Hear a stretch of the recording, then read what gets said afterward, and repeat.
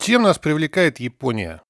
Контрастной природой, самобытной едой, бескомпромиссными самураями, ну и высочайшими технологиями. Манги, аниме мы трогать не будем, а сконцентрируемся на всем натуральном в путешествии по Японии и изучении ее истории. Посетим основные города, осмотрим достопримечательности и постараемся понять, так ли отличается жизнь Японии от привычной нам жизни и содержания исторического процесса Европы, к которому в основном относится и история России. Чтобы наш анализ был глубоким и обоснованным, добавим еще немного философских рассуждений об основном вопросе философии. Что первично, материальное или идеальное в устройстве бытия? Жизнь человека, общества, государства – это процесс, непрерывная череда смены состояний. У любой большой страны, а Япония – одна из ведущих экономик мира с населением в более чем 120 миллионов человек, существует бесчисленное множество материальных и культурных особенностей, прошедших долгий путь эволюции. Для взгляда изнутри все они могут показаться современными и актуальными текущему моменту. Однако, взглянув со стороны, окажется, что наряду с суперсовременными технологиями и артефактами присутствуют и архаичные вещи, буквально застывшие в прошлом. Вообще, суть любого процесса – это сочетание двух противоположных категорий – постоянства и изменчивости. Что-то непрерывно меняется, обновляется, а что-то, наоборот, достигает устойчивого состояния и остается таким же. Собственно, любая вещь – это устойчивое постоянство в непрерывно меняющемся мире. Сочетание вместе этих застывших изменений как раз и формирует единую уникальную культуру, выделяющую каждую отдельную страну, цивилизацию среди других. В целом же история человечества – это сочетание множества культур и государств. И это тоже процесс, сочетание постоянств и изменчивостей. При этом у человечества есть и общий тренд развития, определяемый научно-техническим прогрессом. Основные технологии и их воплощение в передовых странах всего мира дают возможность судить об уровне развития, соответствия современности каждой отдельной страны. История Японии – это яркий пример борьбы с течением времени, изобилующий периодами консервации развития и стремительного догоняния ведущих на тот момент держав мира. А когда-то и вообще занятие Японии ведущей позицией в эволюции человечества. Связано это во многом с территориальной обособленностью Японии от соседей. Это островное государство Тихого океана. Хотя, откровенно говоря, гонка со временем совсем не уникальна в Японии.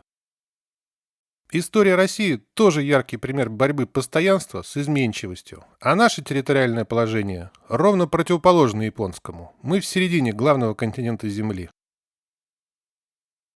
Для описания окружающей действительности человеческое сознание выработало несколько самых общих понятий, зачастую представленных сочетанием пар противоположностей. При этом основой самого деления на противоположности является логика, как инструмент правильного мышления, адекватного описания реальности. В качестве первой пары противоположностей можно взять сочетание формы и содержания. На протяжении веков в философии по-разному определялись эти понятия, зачастую со временем переходя в определении к своей же противоположности. Мы же выберем в качестве формы внешние качества той или иной сущности, а в качестве содержания – внутренние. Форма – это то, что видит наблюдатель. Совокупность частей, которые составляют вид объекта, его визуальные характеристики, включая геометрию и цвет.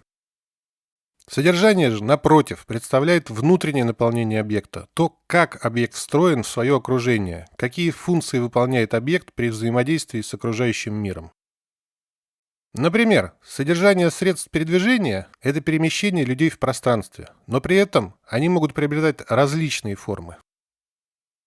Сочетание внутри пары формы и содержания имеет отражение в научном описании действительности, в самом широком смысле в физике, пары, предметы и силы.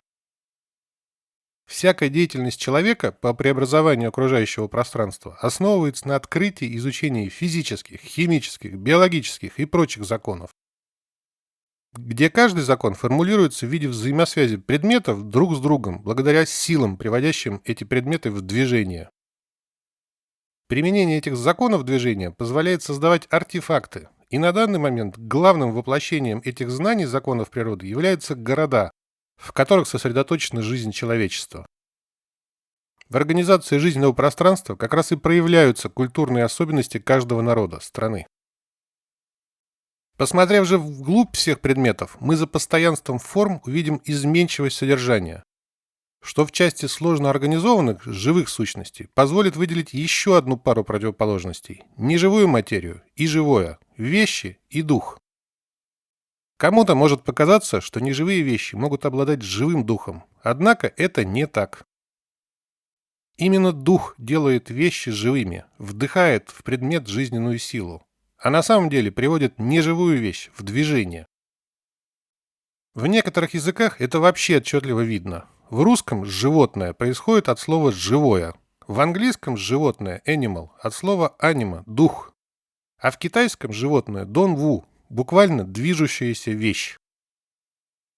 Наконец, в любом человеческом разговорном языке, который является основной формой мышления и описания действительности, смыслы, собирание слов в предложения, строятся вокруг сочетания имен и глаголов, где имена – это форма, вещи, их свойства, то есть наблюдаемое постоянство. Имена существительные, прилагательные, местоимения. Глаголы же – это описание действия, движения, смены состояний или установления принадлежности, то есть характеристика изменчивости, содержание процессов, в которых участвуют вещи.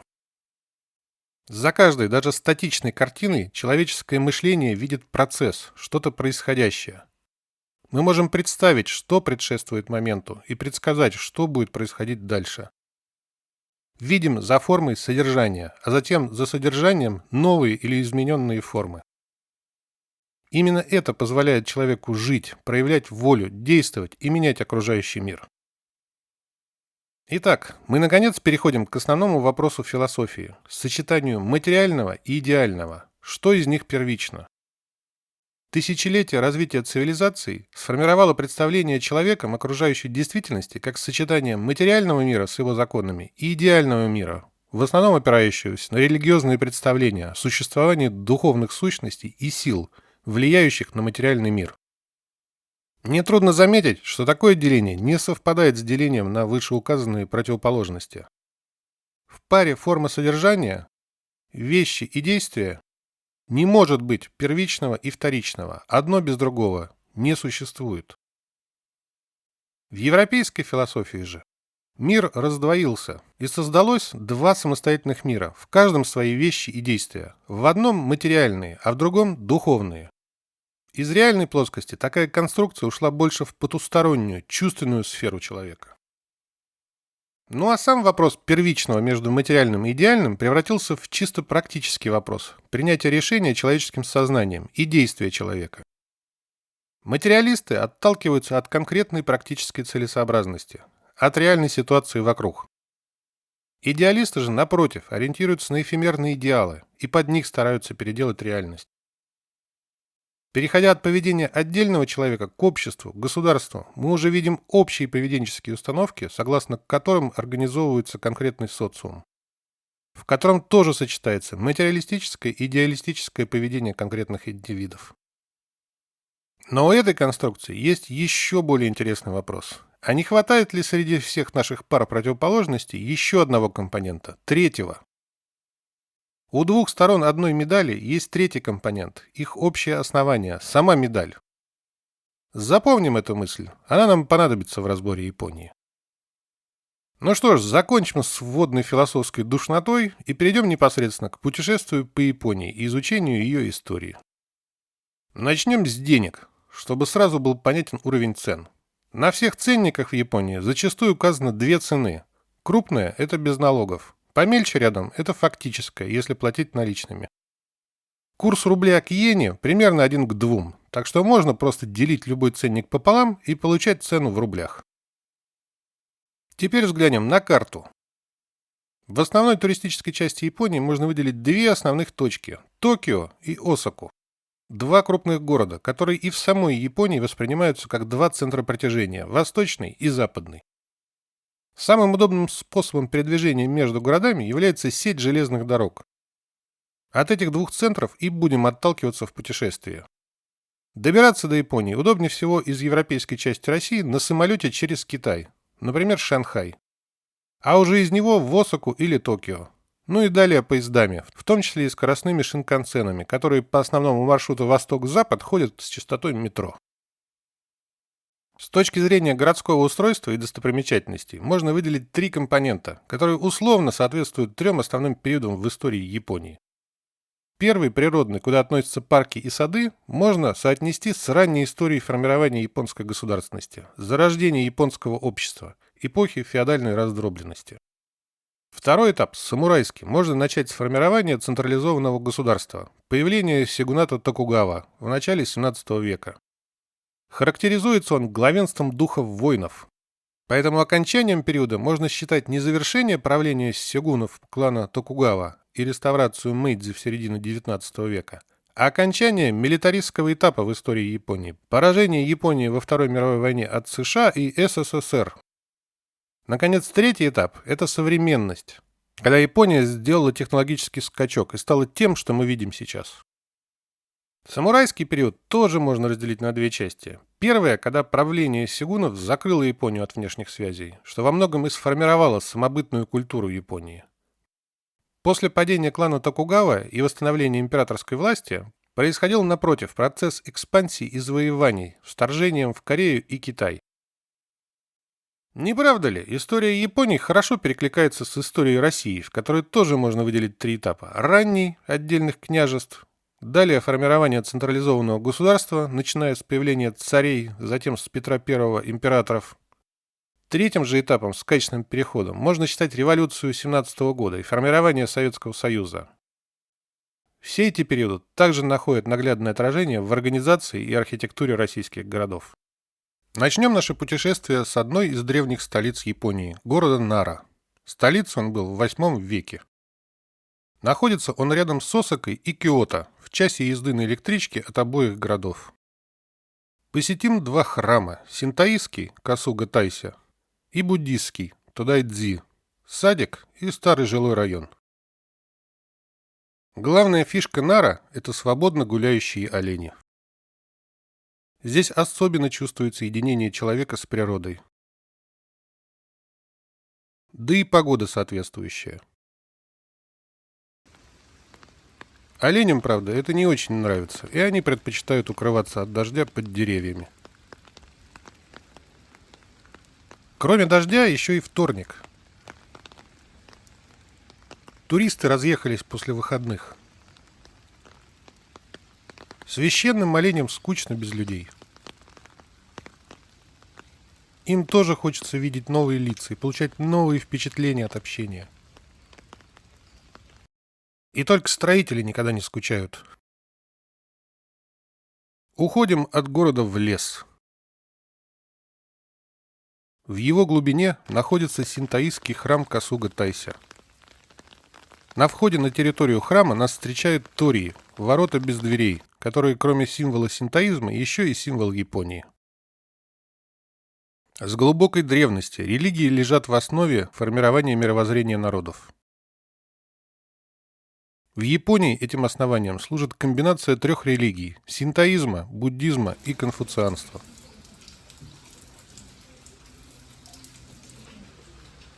Синтоизм – система собственных анимистических верований населения японских островов.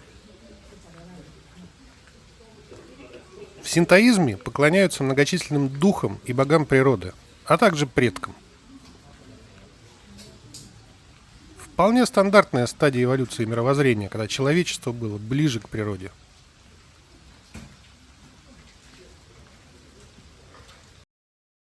Мы сейчас именно в синтоистском храме. Проникновение из Китая буддизма и конфуцианства вытесняло исконные верования японцев. Однако в более позднее время, особенно во времена реставрации Мэйдзи в XIX веке, происходил процесс усиления национального самосознания, сопровождающийся возвратом к истокам, особенно в религии. Но и наследие буддизма и конфуцианства не уходило. Отказаться от уже имеющегося труднее, чем принять новое на замену старого. И не только в мировоззрении. Так что сейчас религия японцев представляет собой сложную комбинацию всех трех религиозных элементов. Это, кстати, свойственно многим народам. У нас тоже наблюдается симбиоз различных верований, как исконных, так и привнесенных извне. Да и возврат к корням в разные периоды истории любой нации происходил неоднократно. Покидаем уютный древний храм и направляемся вперед к познанию и пониманию действительности. Выходим из леса на открытое пространство. Вот так же и развитие мировоззрения человечества от анимизма двигалось в сторону открытия истины, появления истинных религий. Синтоизм – прямая очевидная интерпретация явлений окружающей реальности, пока еще без качественного перехода в осознание основ бытия, обретение истины и формирование истинных религий. Схожим образом, через духов природы и культ предков, действительность интерпретировалась и в других регионах Земли. Малое количество людей вокруг тоже хорошо отражает малочисленность древнего населения японских островов. Тут пока олени преобладают над людьми. Сейчас мы образно в эпохе японской древности, зарождении общества. Для нас истина пока не открылась, как не наблюдается воочию и солнце на небосводе, хотя его влияние и ощущается через пелену облаков дождливого дня. Начнем двигаться. И во времени по истории, и в пространстве по городу. Отправимся от синтоизма к буддизму, который начал проникать с континента в Японию в VI веке. Но сначала прогуляемся по парку оленей. Олени уже давно знают, где еда, и поэтому толпятся у основных туристических маршрутов. А еще олени охотно позируют, знают, что надо туристам. Подходим к буддистскому храму Тодай-Дзи, который считается самым большим деревянным сооружением в мире. Хотя так, на первый взгляд, и не скажешь. Правда, больше, чем это, ничего не вспоминается. Если синтоизм соответствует ранней стадии в истории развития религии, природной, то буддизм уже более направлен на человека, его внутренний мир. Успокоительный дождик тоже соответствует моменту. В храме находится огромная бронзовая статуя Будды с золотыми учениками по бокам.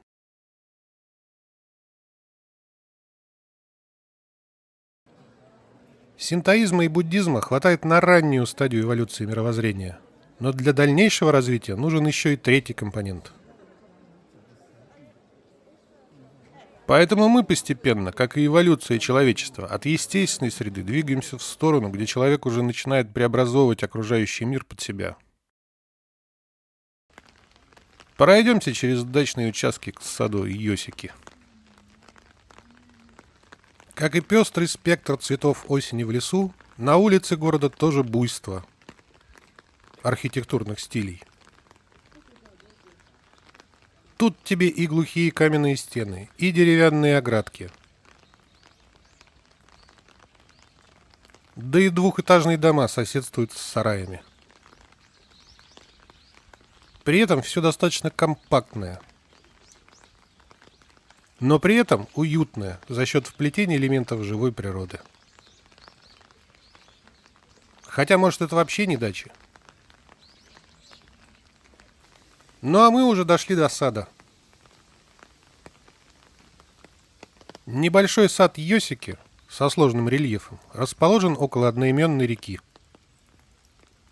Хозяев, если они и есть вообще, не видно. Гости предоставлены сами себе. Вход бесплатный, да и вообще у сада несколько входов с разных сторон, которые представляют собой обычные деревянные калитки. Видимо, чтобы олени не забредали.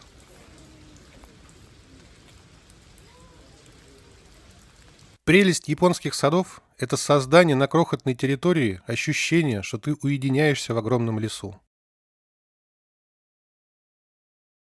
Взглянув в любую сторону, перед тобой словно открывается далекая перспектива. Миниатюрные деревья на переднем плане, бонсай, кроме подчеркивания определенной эмоции, еще создают иллюзию глубины ракурса. И только силуэты людей показывают нам крохотный размер окружающей природы и всего сада.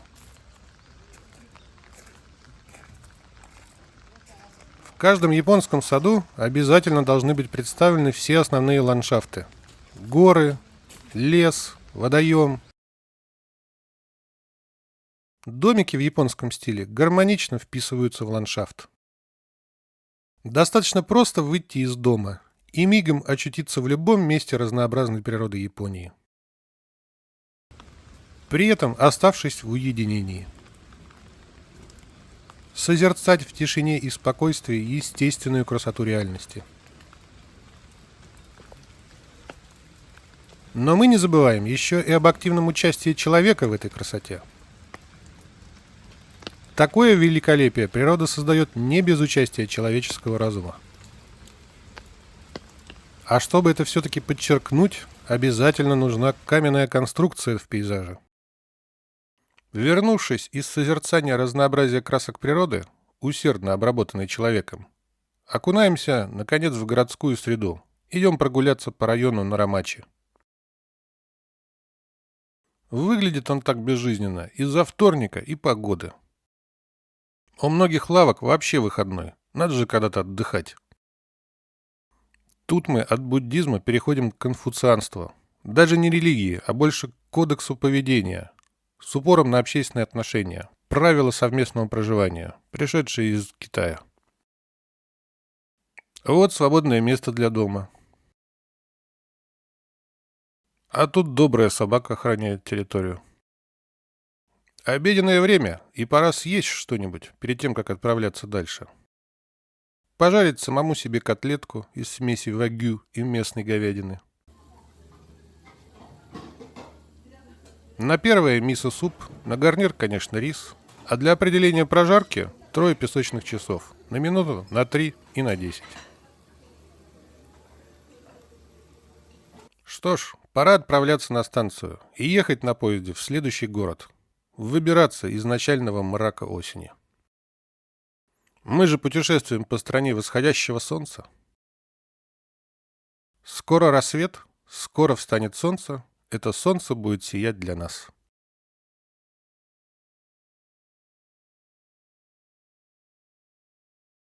Менее 2 часов на поезде от Осаки на запад, и мы в Хиросиме, занимающей особое место в истории всего человечества. От станции мы прогуляемся через садик, замок, городской парк и, наконец, выйдем к эпицентру ядерного взрыва, мемориалу мира. Пойдем, так сказать, по прямой хронологии, от природы через самураев к современности. Начнем осматривать город с сада, где в миниатюре воссозданы леса, горы и море, все то, что составляет ландшафт Японии. Посмотрев из любого места сада в любую сторону, мы увидим естественную красоту осенней природы. Однако высотки на заднем плане не дают нам забыть, что все это великолепие создано стараниями человека. Кропотливым проектированием расположения деревьев и камней, а также непрерывным управлением ростом этих деревьев.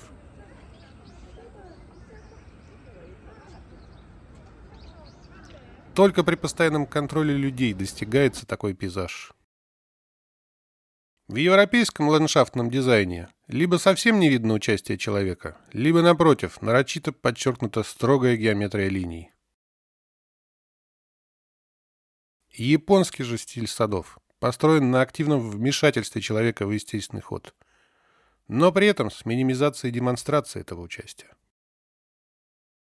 Размеренная прогулка по саду и любование красотами побуждает вернуться к философским рассуждениям и главному вопросу – поиску источника управления. Весь наш мир построен на фундаментальном принципе причинности. Точнее, мы считаем, что этот принцип стоит во главе всех событий действительности.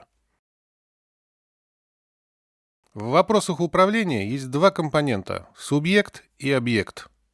Субъект оказывает влияние и изменяет объект. Мы же, смотря на эту динамику, обозначаем субъект причиной, а объект – следствием. А сам принцип причинности основан на строгой однонаправленности этого влияния от причин к следствиям. Суть этого – течение времени. Когда же мы дополним принцип причинности тем, что все в мире взаимосвязано, и то, что большое состоит из меньших частиц, и будем двигаться обратно от причин к их причинам и так далее, то неизбежно придем к самой первой, исходной точке, первой причине. И ее-то осмысление и становится главным вопросом философствований. С древности, когда люди были еще совсем слабы и практически полностью зависели от воли окружающей природы, они искали наглядный источник причин событий. Нетрудно догадаться, что среди всего наблюдаемого на роль источника лучше всего подходит Солнце. Появление каждый день Солнца на небе, влияние его положения, свечения и обогрева хорошо увязывается с большинством событий в природе, особенно в явлениях живой природы. Так что вполне обосновано, что у многих древних народов Солнце становилось воплощением источника власти над реальностью. Пора двигаться дальше, в замок Карпа. В рассуждениях о природе и власти мы тоже двинемся дальше, по истории человечества, в средневековый этап истории Японии. Формирование общества и рост разделения труда приводит к воплощению в социуме естественных принципов, особенно принципа причинности в управлении реальностью. Отражением этого служит разделение общества и появление обособленной части управленческого класса – феодалов. Олицетворением этого как раз и служит появление в ландшафте городов центрального места – замка феодала, откуда осуществляется управление городом и сопредельными территориями, где проживают люди. Замки феодалов строятся на возвышении. То ли чтобы подконтрольное население видело, кто тут главный, то ли чтобы быть ближе к небесам, откуда на самом деле осуществляется управление. В Японии, кстати, несмотря на доступные камни, замки, да и простые дома, строились из дерева. И этот замок полностью восстановлен после 1945 года. Зато сейчас мы можем его видеть таким, как он был в древности, а не груду развалин. В древнем центре города, на территории замка, также находится и святилище, которое является олицетворением установленных порядков управления, заимствованных у естественного хода вещей. Ведь религия в те давние времена как раз и является основой мировоззрения, квинтэссенцией знаний об истинном устройстве бытия. Заканчивается один день, и начинается новый. А мы двигаемся дальше по истории человечества. И идем гулять уже по современному городу. Нынешние города сильно отличаются от старых по форме. Однако и тут встречаются вкрапления старины. Ну а содержание остается неизменным. Вот так же и познание реальности человеком не стояло на месте. Религиозные представления об устройстве бытия сменялись научной картиной мира. Но потеряло ли Солнце свою значимость как источник власти? Мы живем на планете, которая вращается вокруг звезды. И все на нашей планете, включая и появление, и существование самой планеты, зависит от этой ближайшей звезды. Так что не так уж древние представления далеки и от истины. Прогулка по центру Хиросимы приводит нас в современный городской парк.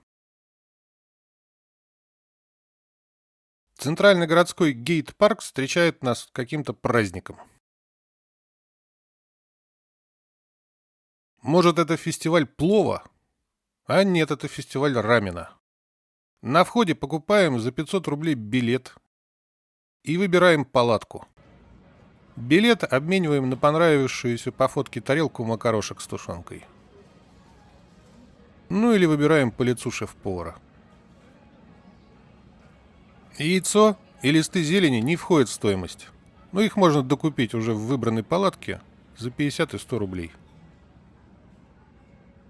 Ну а если кто-то не хочет суп, то в стационарном павильоне тут же можно взять макароны с омлетом и морепродуктами.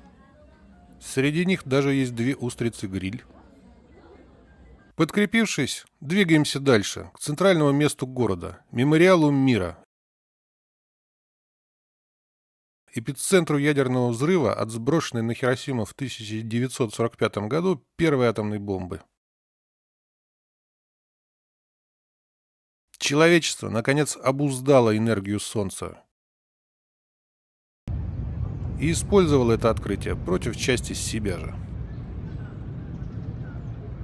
Осознание мощи оружия массового уничтожения, с одной стороны, может вызвать сочувствие к жертвам трагедии. Однако будем честны в анализе произошедшего и взглянем на контекст. Ту войну начала милитаристская Япония. К 1945 году знатно поураганило на континенте, в Китае и Корее. И совсем не была невинной жертвой Тихоокеанской части Второй мировой войны. Атомные бомбы на Хиросиму и Нагасаки скинули Штаты, которые в той войне были нашими союзниками. Ключевым моментом атомные бомбы совсем не были в итоговом поражении Японии. Ни по количеству жертв, ни по разрушениям атомные бомбардировки не были самыми большими для Японии. Но тем не менее, взрывы атомных бомб приблизили общую победу Союза Штатов Британии, Китая и Кореи. Да и сами по себе ядерные технологии не являются злом. Хоть и начали с бомбы, дальнейшее развитие мирных ядерных технологий много полезного дало человечеству. К тому же боевое применение ядерного заряда произошло на малой его мощности. Человечеству повезло рано получить прививку от использования ядерного оружия. И пока эта прививка еще работает.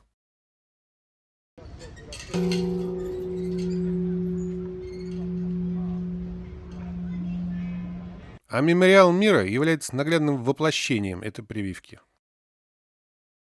Хиросима восстановилась, и сейчас практически ничего, кроме одного здания и парка мира, не напоминает о том событии. Жизнь продолжается. Даже там, где все было в мгновение сожжено, воплощенной человеком технологией, близкой к солнечному божеству.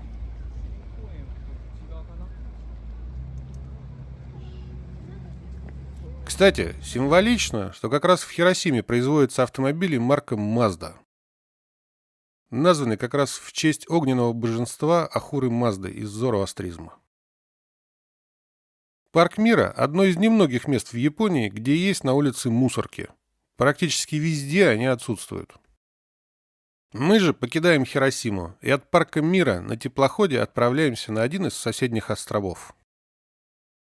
Остров Миядзима или Ицукусима известен своим синтоистским святилищем. От причала через весь городок можно пройти до храма и святилища, являющегося неофициальным символом Японии.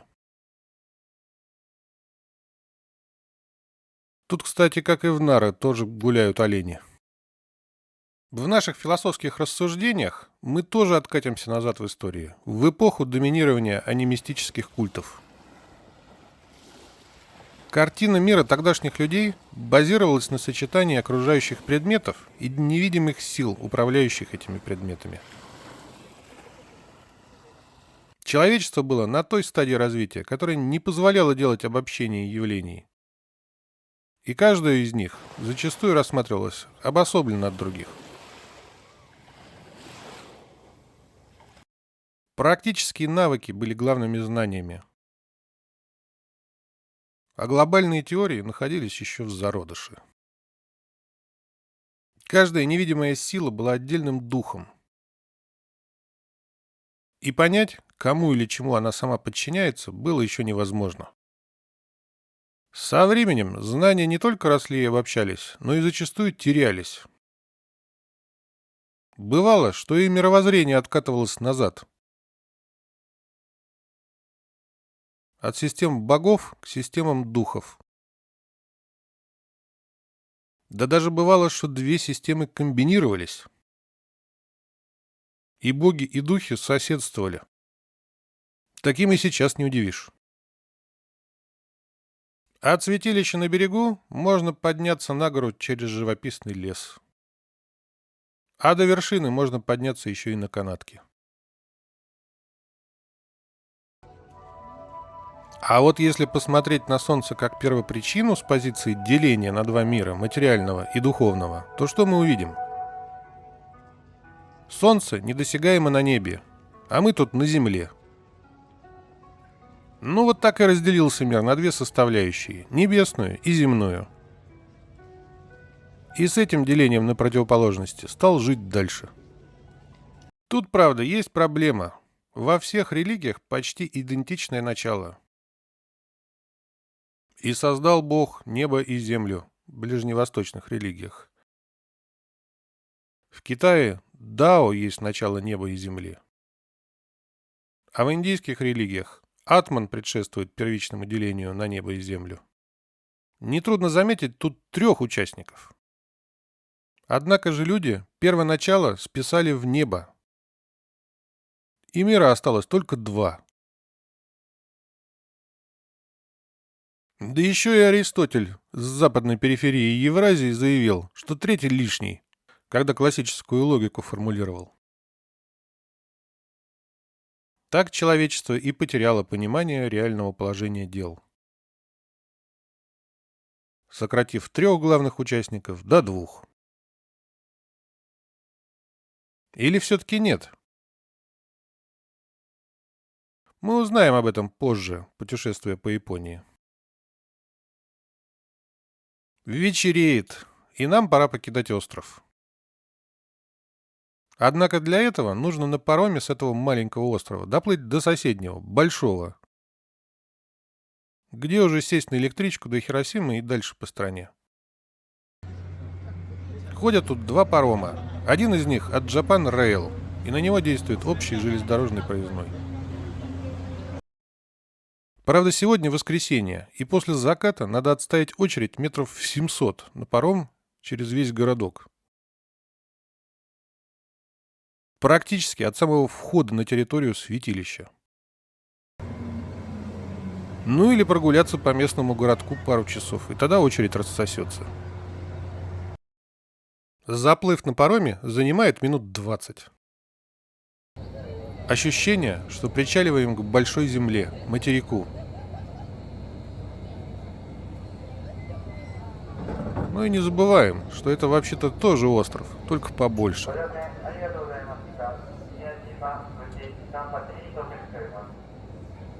Мы мчим на электричку.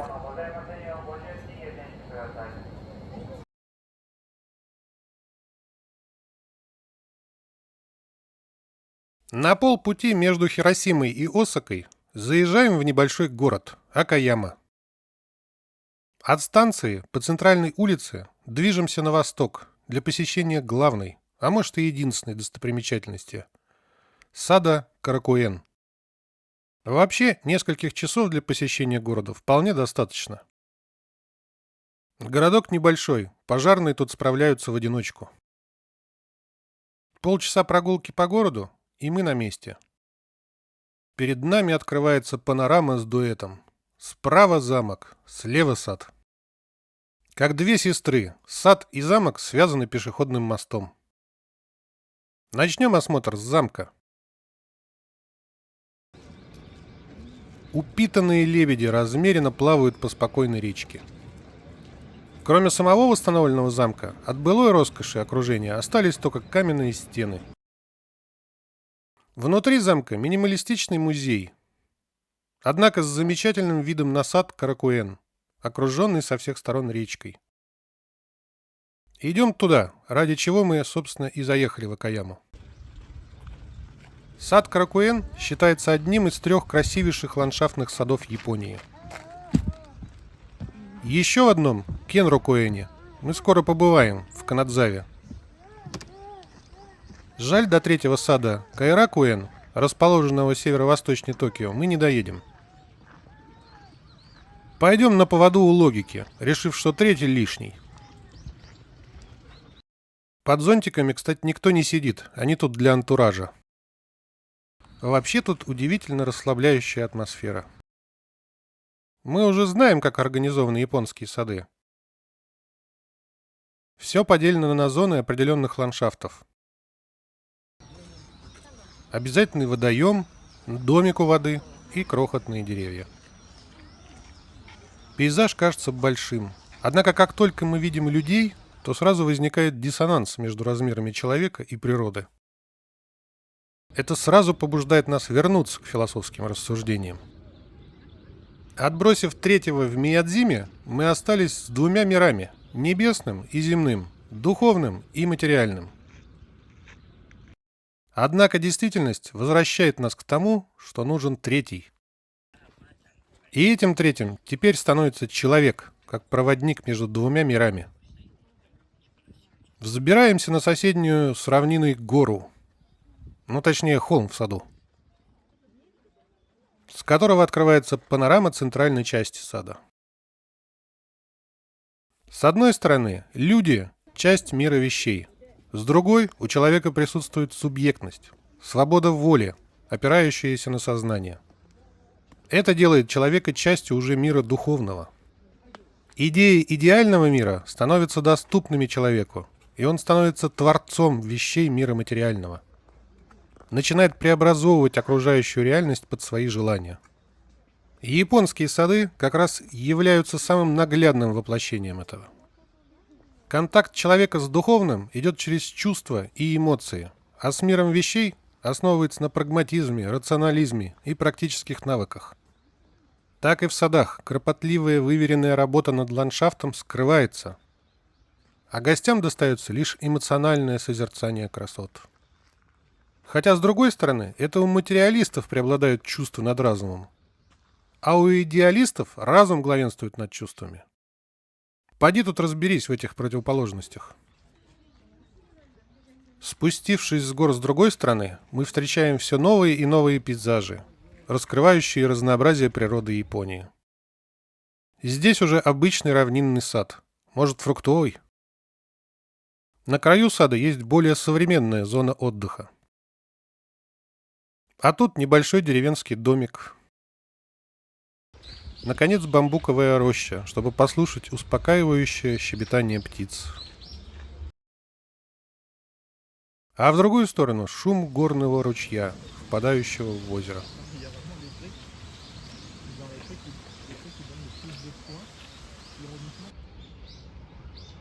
Мы сделали круг по саду и вышли за его пределы, к речке.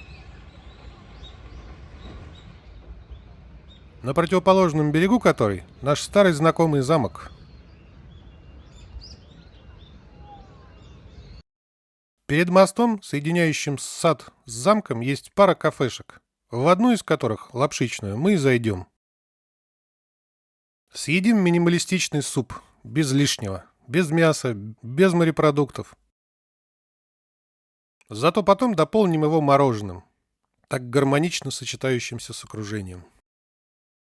В другой части сада на территории, кстати, тоже есть где перекусить. Поел сам, покорми друга. Не забывай, что ты в ответе за того, кого приручил. Способность человека менять природу – не только возможность, но и ответственность. С этим здесь все хорошо, кстати. Возвращаемся в сад. Теперь уже лезем в глубину гор, где текут бурные реки. Человек, как только осознал свою силу по влиянию на мир вещей и получил доступ к миру идей, активно начал развивать деятельность по осмыслению действительности.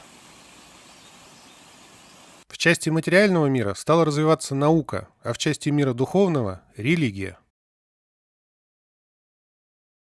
При этом каждое из этих направлений все дальше и дальше уходило от своей противоположности.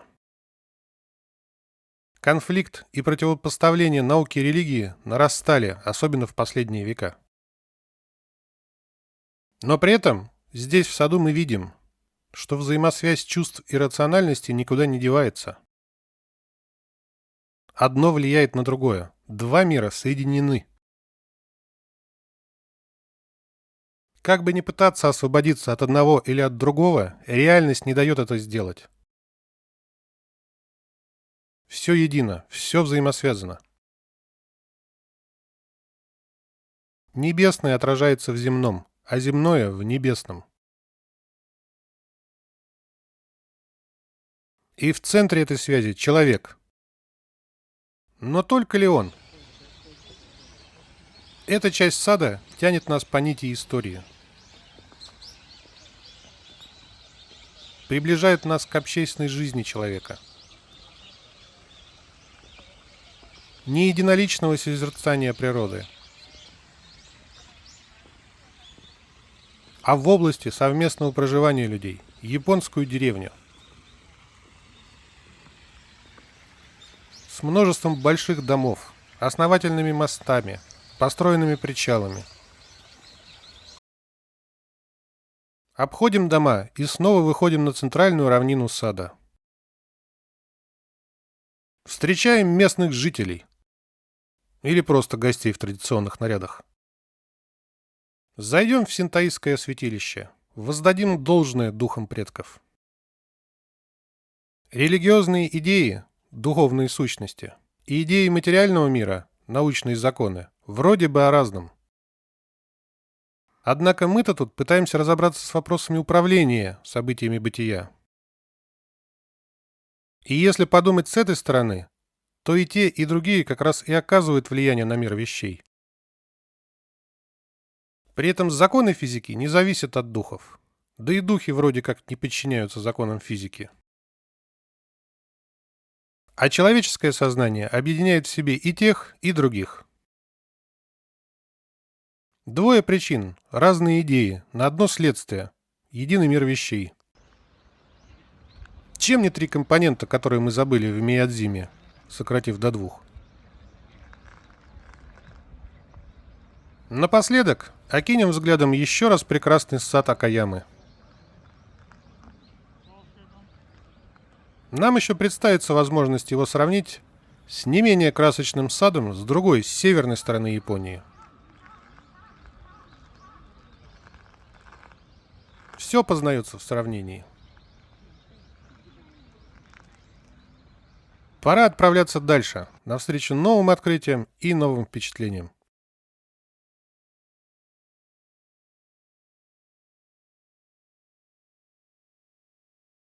Киото находится прямо рядом с Осакой, на северо-востоке. Южнее, совсем рядом, город Нара, где мы уже были.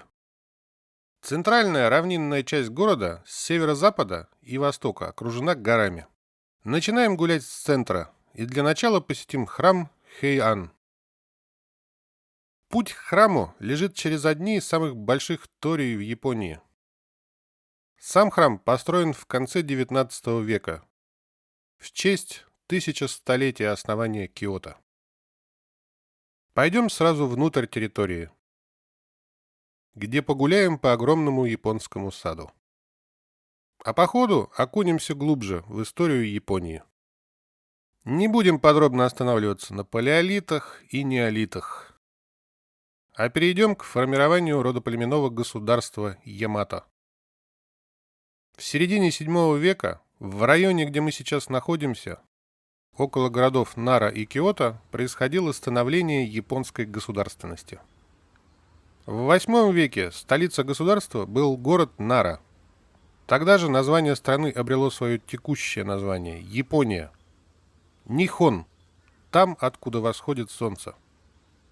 С самого начала происходило активное заимствование у Китая принципов государственного строительства. И Япония стала государством, основанным на законах. В конце VIII века столица была перенесена сюда, в Киото, которое тогда называлось Хэйан. Такое же название и носит тот храм, где мы сейчас. Период Хэйан, длившийся до XII века, называют золотым веком японской культуры, когда начинают формироваться самобытные формы и идеологемы Японии. В отличие от предыдущего периода Нара, когда в основном происходило заимствование из Китая. В части государственного устройства этот период характеризуется, с одной стороны, развитием вертикали власти, где на вершине император, а под ним формируется ранжированная аристократия. Но при этом же столичная жизнь больше замыкается в себе и теряет контроль над периферией. И в X-XII веках Япония от государства законов плавно переходит к придворному государству. Ключевым моментом в разрушении системы централизации можно считать вопрос собственности на землю, так как земля – главный источник еды, то есть это вопрос выживания всего народа. Если сначала государство является собственником всех земель, то далее появляется частная собственность, и провинциальные рода обретают власть над главным ресурсом. В условиях древности человек с оружием обладает большей властью над соплеменниками. Это и растущее разделение труда приводит к сословному делению общества. Это в китайской традиции более глубокой древности высший класс формировался как чиновничья, а не военная аристократия. Япония же, хоть и опиралась на идеи из Китая, в итоге пошла по более распространенному пути. Как и в других частях мира, где высшее сословие стало военной аристократией. На протяжении веков периода Хэйан с развитием общества и государства растет чиновничий аппарат, вводятся ранги. С одной стороны, иерархия формируется на основе родственных отношений и наследования. Но при этом и накопление богатств берут свое. Нарастает и торговля рангами, что вступает в противоречие с наследственной передачей властных полномочий. И в итоге ведет к вырождению всей системы и росту влияния провинциальных родов, в чьих руках находится главный ресурс – земли. Не будем забывать и религиозный фактор. Наряду с аристократическими и военными домами возрастает влияние и храмовых домов. Буддийские общины также являются самостоятельным источником власти средневековой Японии. Храмы и религиозные школы также являются крупными землевладельцами. Как бы это ни показалось странным, но для контроля собственности храмы обладали собственным вооруженным контингентом. При этом монахи-воины зачастую по вооружению и навыкам совсем не уступали другим светским и государственным вооруженным формированиям. Нетрудно заметить, что ранний этап формирования Японии во многом совпадает с тем, что происходило в эпоху Средневековья и в других частях Земли. Покинем храм Хэйан и отправимся к сердцу Киото, императорскому дворцу. Чтобы подойти к дворцу, надо пройти через огромный регулярный парк прямоугольной формы. Внутри же дворца уже уютный сад в японском стиле. Роль императора в Японии, по большому счету, никогда не была таковой, какой мы привыкли ее себе представлять по примерам императоров в нашей западной части Евразии. Это не самодержавный правитель и даже не самый могущественный среди аристократов. Японский император во многом наследует свою суть от китайских императоров, как олицетворение связи Земли с небом. При этом в Китае император – тот, кто обладает мандатом неба на управление государством. А если дела в государстве идут не очень, или народ слишком страдает от природных катаклизмов, то считается, что император утратил мандат, и надо его менять на другого императора, что и происходило в Китае неоднократно. Япония же в целом заимствовала концепцию сакральности императора, но не стала брать идею утраты мандата неба. А наоборот, выделила преемственность императорского рода, который никогда не прерывался за всю историю Японии. Так что императоры Японии считаются прямыми потомками богини Солнца Аматерасу, главной богини синтоизма. И это является краеугольным камнем японского национального самосознания. А еще бывало, что императору не разрешалось покидать свою резиденцию, дабы ничего с ним не случилось. Так что приходилось ему любоваться Японией лишь в собственном дворце. Мы же не имеем таких привилегий и направимся дальше гулять по Киото. Уйдем из центра города и посетим 3 храма на северо-западе. Начнем с самого северного, Генка-Ан, и пойдем южнее. Самобытная религия Японии, синтоизм, представляет собой набор верований. У нее нет основателя и нет исходных основополагающих текстов. Это ранняя стадия развития религиозного мировоззрения. Буддизм же, дошедший до Японии в начале становления государственности, это уже истинная религия. Ее основатель, Будда Шакьямуни, осознал истину, обрел просветление и оставил после себя ряд текстов. Точнее, его ученики собрали его изречения и постарались сформировать из этого единую концепцию. Стоит помнить, что между жизнью Будды и появлением буддизма в Японии прошла 1000 лет. Сам Будда жил в Индии, а буддизм был второй из 3 стадий эволюции истинной религии. Ну а мы уходим из храма Генка-ан и, прогулявшись под горку, доходим до Кинкаку-дзи, золотого павильона, бывшего резиденции какого-то самурая, а затем превратившегося в храм. Где, как не здесь, узнать, что лежит в основе буддизма? Это 4 благородных истины. Первая благородная истина о страдании. Рождение есть страдание. Старение есть страдание. Болезнь есть страдание. Смерть есть страдание. Соединение с неприятным есть страдание. Разлучение с приятным есть страдание. Неполучение желаемого есть страдание. Вторая благородная истина об источнике страдания. Это жажда, что ведет к новому существованию, сопровождаемая наслаждением и страстным желанием, ищущая удовольствие здесь и там. То есть жажда к чувственным удовольствиям, жажда к существованию, жажда к несуществованию. Третья благородная истина о прекращении страдания. Это безостаточное угасание и прекращение этой самой жажды, оставление и отбрасывание ее, освобождение от нее, отсутствие опоры на нее. Четвертая благородная истина о пути, ведущем к прекращению страдания.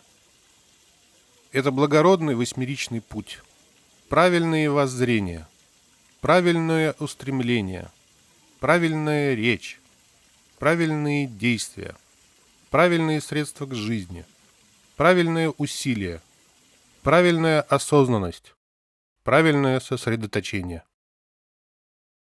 Это только самое начало буддизма, но концепция уже понятна. А нам пора перед продолжением прогулки пообедать. Рядом с золотым павильоном зайдем съедим рамен. Небольшое заведение, гостей на 10, с одной барной стойкой. Но просто великолепный рамен. Пожалуй, лучший среди всех раменов за нашу поездку. С новыми силами прогуляемся до следующего храма. Предгорная теплая осень прекрасна. Будоражит чувства. И, наконец, мы доходим до Рюан-дзи, храма покоящегося дракона, который всемирно знаменит своим садом камней. И основан он в 15 веке. Тут также есть и миниатюрный сад для дискуссии о правильном расположении камней. Вот тут-то мы и вспоминаем, что буддисту надо идти срединным путем. Не стоит следовать 2 крайностям. Тому, кто, покинув жизнь домохозяина, ушел в жизнь бездомную. Стремление к чувственному счастью чувственных удовольствий, низкому, вульгарному, мирскому, постыдному, не приносящему блага. И стремлению к самоумерщвлению, болезненному, постыдному, не приносящему блага. Не склоняясь ни к одной из этих крайностей, можно прийти к покою, к прямому знанию, к просветлению, к нирване. После неподвижного сада камней живой сад с прудом у храма тоже прекрасен. Лист последний опал, в пруду отражается осень, вяжет хурма. Ну а мы теперь с северо-запада отправляемся на северо-восток. По дороге перекусим ватрушкой с кремом из зеленой матчи. Здесь, в ответ на золотой павильон Кинкаку-дзи, построен серебряный Гинкаку-дзи. Тоже сначала как резиденция какого-то самурая. Тут даже есть гора Фудзи. И у него песчаный сад с миниатюрным миром. Вообще, исповедание истинной религии требует от человека придерживаться правильного пути в своих мыслях и действиях. В принципе, любая истинная религия проводит границу между поведением людей на праведную и нет. Делит всех людей на две категории – свои и чужие. В буддизме есть монахи, а с другой стороны все остальные. В некоторых других истинных религиях тоже есть монашество. Хотя многие религии на самом деле не столь жесткие в этом делении. Например, в христианстве есть понятие мирян, которые не ведут монашескую жизнь, однако считаются праведниками. Да и конкретное воплощение идей того же буддизма в Японии, и не только, демонстрирует нежесткость в разграничении общества. Мы же помним про буддистских монахов-воинов. Другая составляющая религиозного мировоззрения – конфуцианство, хоть и не является полноценной истинной религией, однако также делит всех людей на две категории – высшие и низшие. Это закладывало основу сословного деления общества. К высшей категории относилась аристократия, а затем и воины. К низшей – простой народ. Хотя бывало, что граница между высшими и низшими варьировалась на протяжении истории.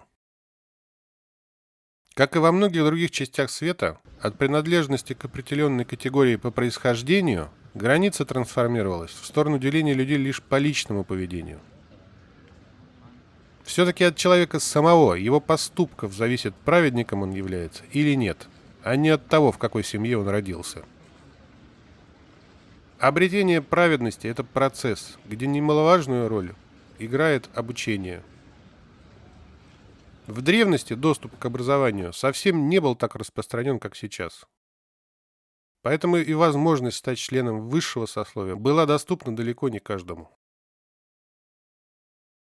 От храма Гинкаку-дзы начинается тропа философа. Дорожка вдоль ручья, разделяющего город и лес на склоне гор, окружающих Киото с востока. Пройдем пару километров и тоже пофилософствуем. Вернемся к вопросам управления событиями бытия. Человек стал главенствующей силой в организации жизненного пространства. И какие же идеи он стал воплощать? Взглянув на план столичного города Киото, хорошо видна главная идея о единачалии и иерархии подчинения. В центральной равнинной части города мы видим дворец императора. По периметру, на стыке равнины и гор, расположены буддийские храмы, где мир людей соприкасается с миром природы. Если же мы возьмем ракурс покрупнее, то нетрудно заметить и иерархию управления. Вокруг столицы в разных частях страны находятся города, из центральных частей которых, замков, феодалами осуществляется управление народом провинций. Однако вспомним мысль, с которой мы приехали сюда из Акаямы. У мира вещей мы там нашли двух начальников. Духовный мир и физические законы. Обе этих причины и явлений независимы друг от друга. Нетрудно заметить, что эти две концепции не совпадают. У одной единачалие, а у другой двоевластие. Какая же из них воплощалась в реальности в истории Японии? Скоро мы это узнаем, вернувшись к рассмотрению исторического процесса. Немного пройдя после окончания тропы философа, мы доходим до еще одного храма – Нандзен-дзы. За сотни лет буддизм делился на множество школ и направлений. Каждый из них делал упор на одни элементы учения, преуменьшая другие. Любая религия содержит в себе множество догм, ритуалов, практик. В Японии активно развился пришедший из Китая дзен-буддизм, в котором поклонение божествам, ритуалы и догмы отошли на второй план. А на первое место вышли внутренние духовные переживания, медитации, созерцания, как внутреннее, так и внешнее. Стремление интуитивно достичь главной цели – просветления. Как раз в японских садах мы и видим попытки помочь раскрыть человеку внутренний потенциал, понять истинную суть окружающей реальности. Пора снова вернуться от буддийских храмов в центр Киото. Тут мы находим еще один центр силы. Замок Нидзё. Построенный в начале 17 века сёгуном Токугава Иэясу. Обратимся снова к истории. К XII веку период Хэйан пришел к своему упадку. И на сцену истории вышли военные дома Японии. Императорская власть стала номинальной, по сути ритуальной. Реальная же власть перешла к сёгуну, военачальнику. Его администрацией стал бакуфу, палаточный лагерь, ставка главнокомандующего во время военных походов. Следующим звеном в иерархии были дайме, крупнейшие военные феодалы, в чьих руках были сосредоточены огромные наделы земли, что позволяло им контролировать основной ресурс того времени – производство еды, выращивание риса. Стоит упомянуть, что не вся нынешняя территория Японии в Средневековье входила в состав государства. Северо-восточная часть японских островов была населена айнами, которые мигрировали сюда значительно раньше, чем те народы, потомки которых нынешние японцы. Противостояние между государством Ямато и коренным населением японских островов длилось 1500 лет. Японцы называли айнов эдзо – варвары. А сёгун – это изначально полководец, назначаемый императором для подавления бунтов или воюющий с варварами. Кроме перераспределения уже освоенных владений, военная аристократия еще осваивала новые земли, отвоеванные у эдзо. В период с XII по XVI век в Японии, по сути, продолжалась феодальная раздробленность. Преемственность сёгунов тоже, конечно, старалась осуществляться в пределах кланов. Однако далеко не всегда это удавалось. С XII по XIV век существовал Камакурский сёгунат, где сменилось 3 клана. С XIV по XVI век – Киотский сёгунат. Тут уже обошлись одним кланом. В конце XVI века подошли к концу средние века Японии. 30 лет формального сёгуната вообще не было. Происходил процесс качественного перехода Японии к централизованному государству. В этот период правили 3 объединителя Японии. И последний, самый известный из них, Токугава Иэясу, завершил процесс трансформации, который ознаменовался появлением сёгуната клана Токугава. С тех пор прекратилась междоусобная война, а Япония замкнулась в себе. Попыталась отгородиться от остального мира на 2,5 столетия, до восстановления императорской власти, реставрации Мэйдзи в 1868 году. Первый сёгун этого периода, Токугава Иэясу, как раз и построил этот замок в 1603 году. Хотя сам никогда сюда не приезжал, а правил из города Эдо, нынешний Токио. Формальной главой государства оставался император. Однако он и его двор были практически полностью изолированы от управления страной. Такая схема двоевластия может показаться странной на первый взгляд. Однако, если мы вспомним наши философские рассуждения, то отчетливо видно, что она-то как раз отражает мировоззрение с 2 центрами сил, управляющих реальным миром. Император является олицетворением небесных, духовных сил, а сёгун – законов земного мира. Можно подумать, что такая система управления была свойственна только Японии. Однако обратимся к истории Западной Европы, от Средневековья и позже.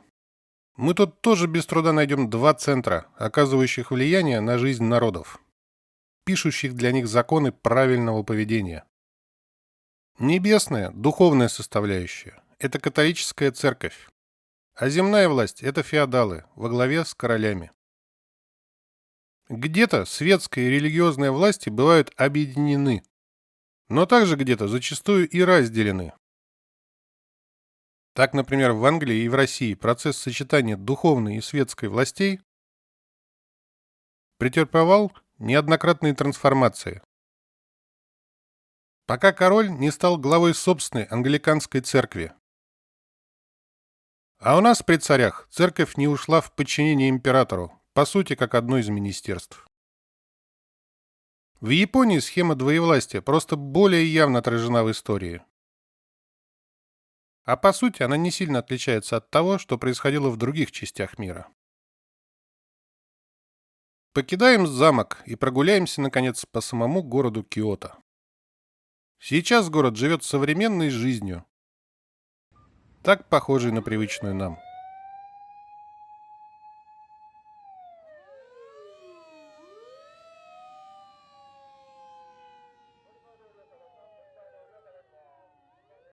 Но и не оставляет традиции.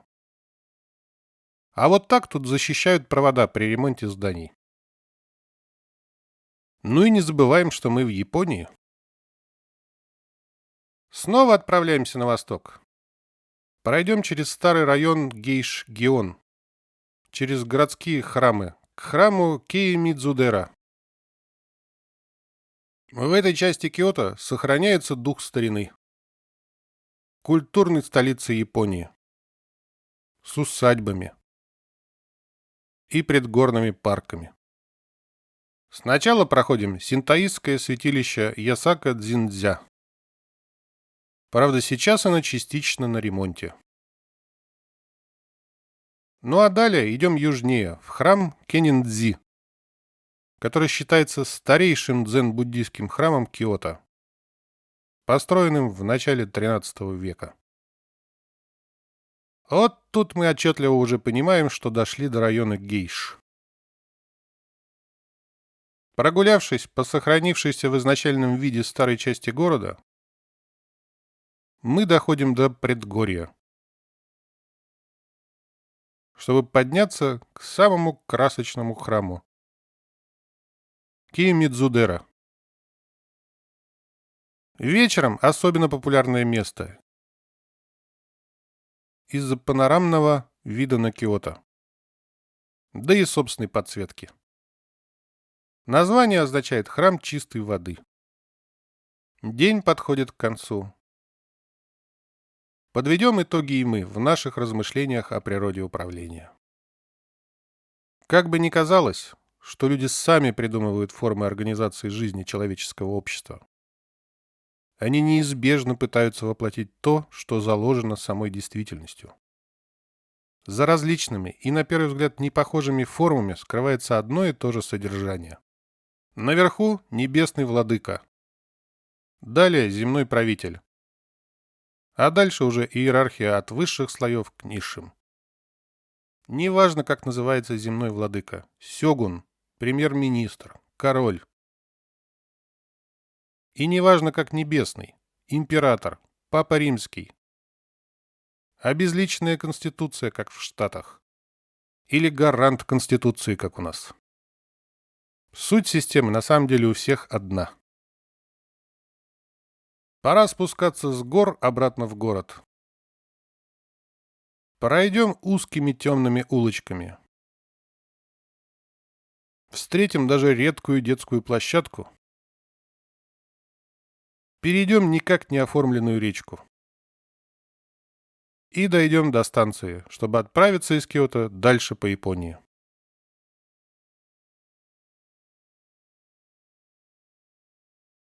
Из Киото поедем, пожалуй, в самый самурайский город Японии – Канадзава. Находится он на северном берегу Японии. Наверняка с пересадками можно добраться до него и сразу из Киото, но мы поедем через Токио. Пара часов от Киото до Токио, а от Токио до Канадзавы часа 3. Сначала двигаемся на скоростном шинкансене на восток. Этот вид из окна поезда на север. Кстати, для иностранных туристов есть специальный проездной на все поезда компании Japan Rail – JR Pass. Оформлять ваучер надо до поездки за пределами Японии. Есть несколько аккредитованных туркомпаний, кто за 15 минут его выписывает. А потом в Японии на первой станции JR, например, в аэропорту, он активируется и меняется на карточку билета. Можно взять проездной на неделю или на 2. На 2 стоит около 45 тысяч рублей. Уже на подъезде к Токио, вот там, в темноте ночи, за облаками, скрывается гора Фудзи.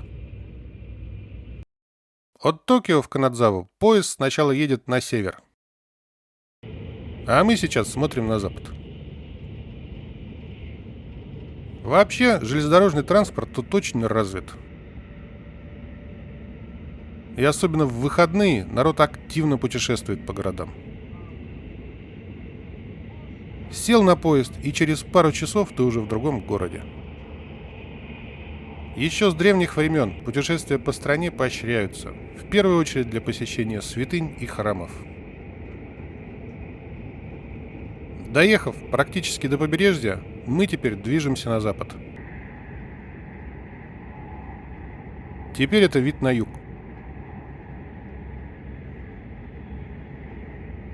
Тут даже можно сгонять на горнолыжную каталку, которая прямо рядом с одной из станций, и открыта уже в ноябре. Ну а посмотрев на север, мы увидим море.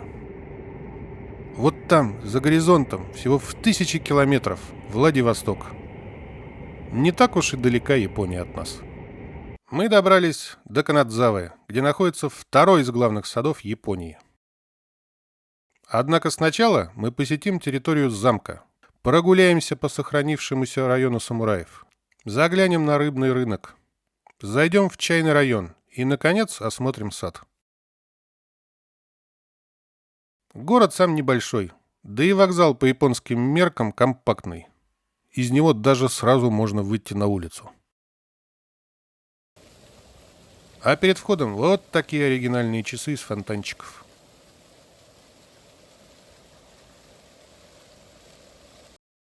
Заскакиваем в небольшой храм и идем в замок.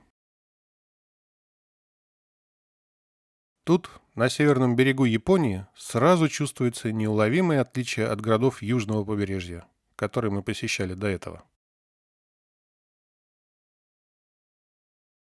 Хоть с погодой повезло.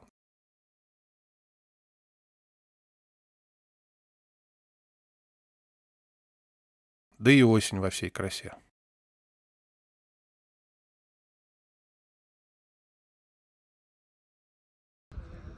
От замка остались только крепостные стены и пара башен. Но недавно запустили процесс восстановления самого замка. Сколько лет он будет длиться, неизвестно, но явно не быстро. Пока воссоздали одну галерею, где демонстрируются зодческие технологии древности, и которыми будут пользоваться при восстановлении замка. Мы же поднимемся в центральную часть территории замка и просто погуляем. Замок, естественно, находится на возвышении и с западной стороны защищен высоким обрывом. Вот там, южнее, тоже на возвышении, находится сад Кенрокуэн. А два холма, наши соседние, соединены мостом. Все это очень похоже на то, что мы видели в Вакаяме. Но там разделителем была речка, а здесь дорога. Оставим сад на потом, а пока пройдемся вокруг замка. Чем-то здешняя осень все-таки отличается от южной.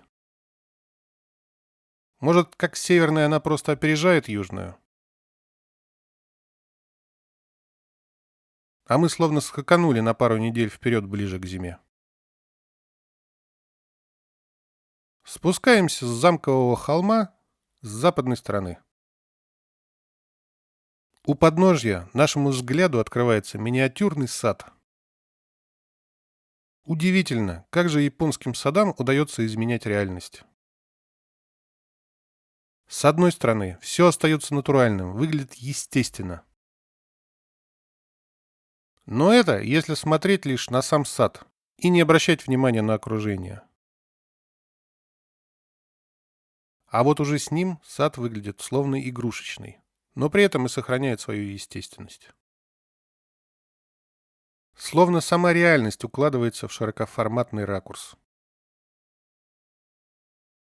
Позволяет увидеть одним взглядом значительно больше, чем обычно. Не это ли настоящий помощник на пути к просветлению?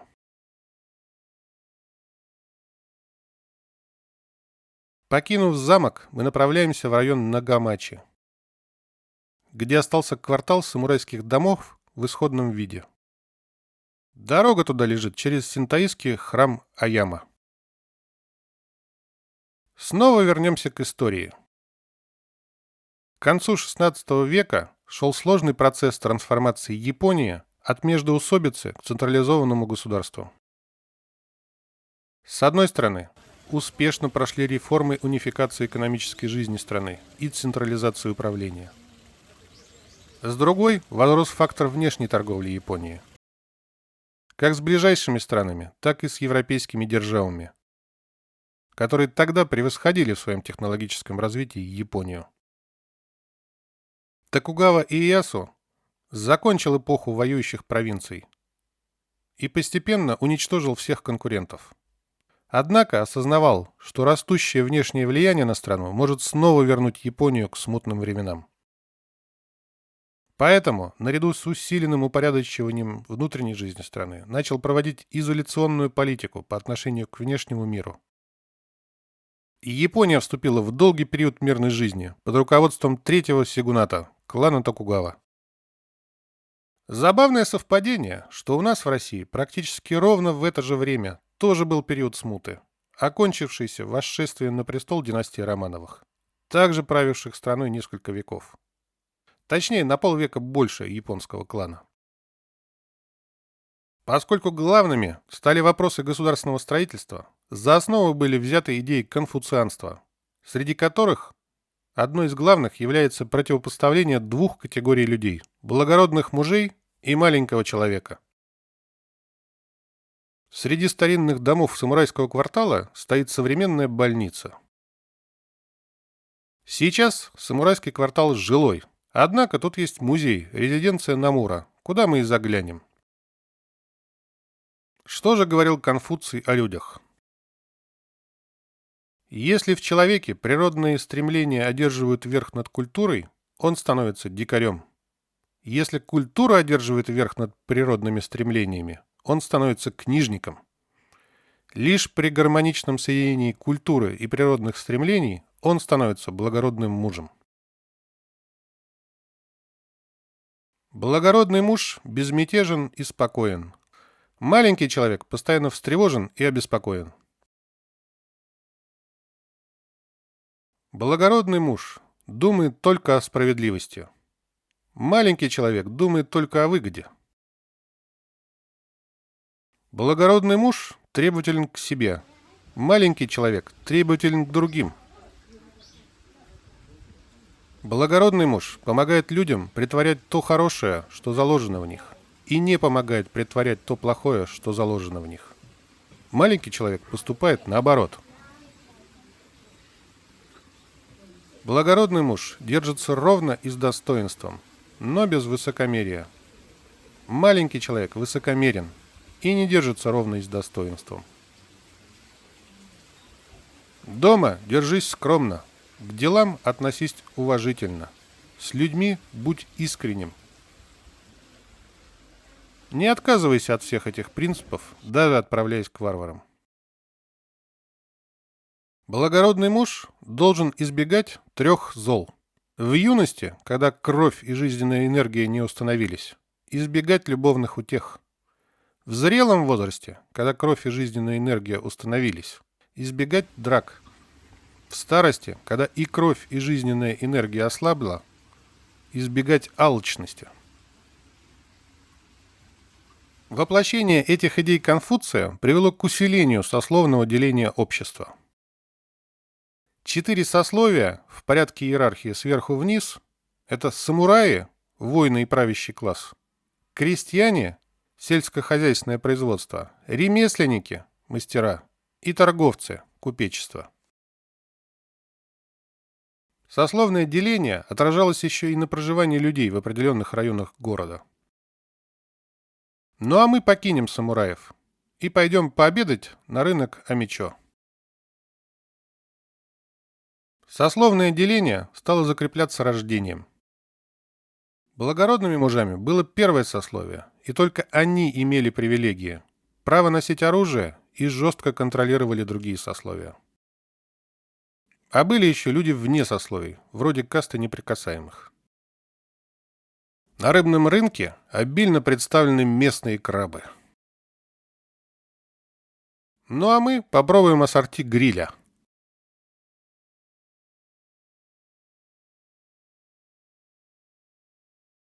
А на десерт возьмем свежую устрицу за 400 рублей.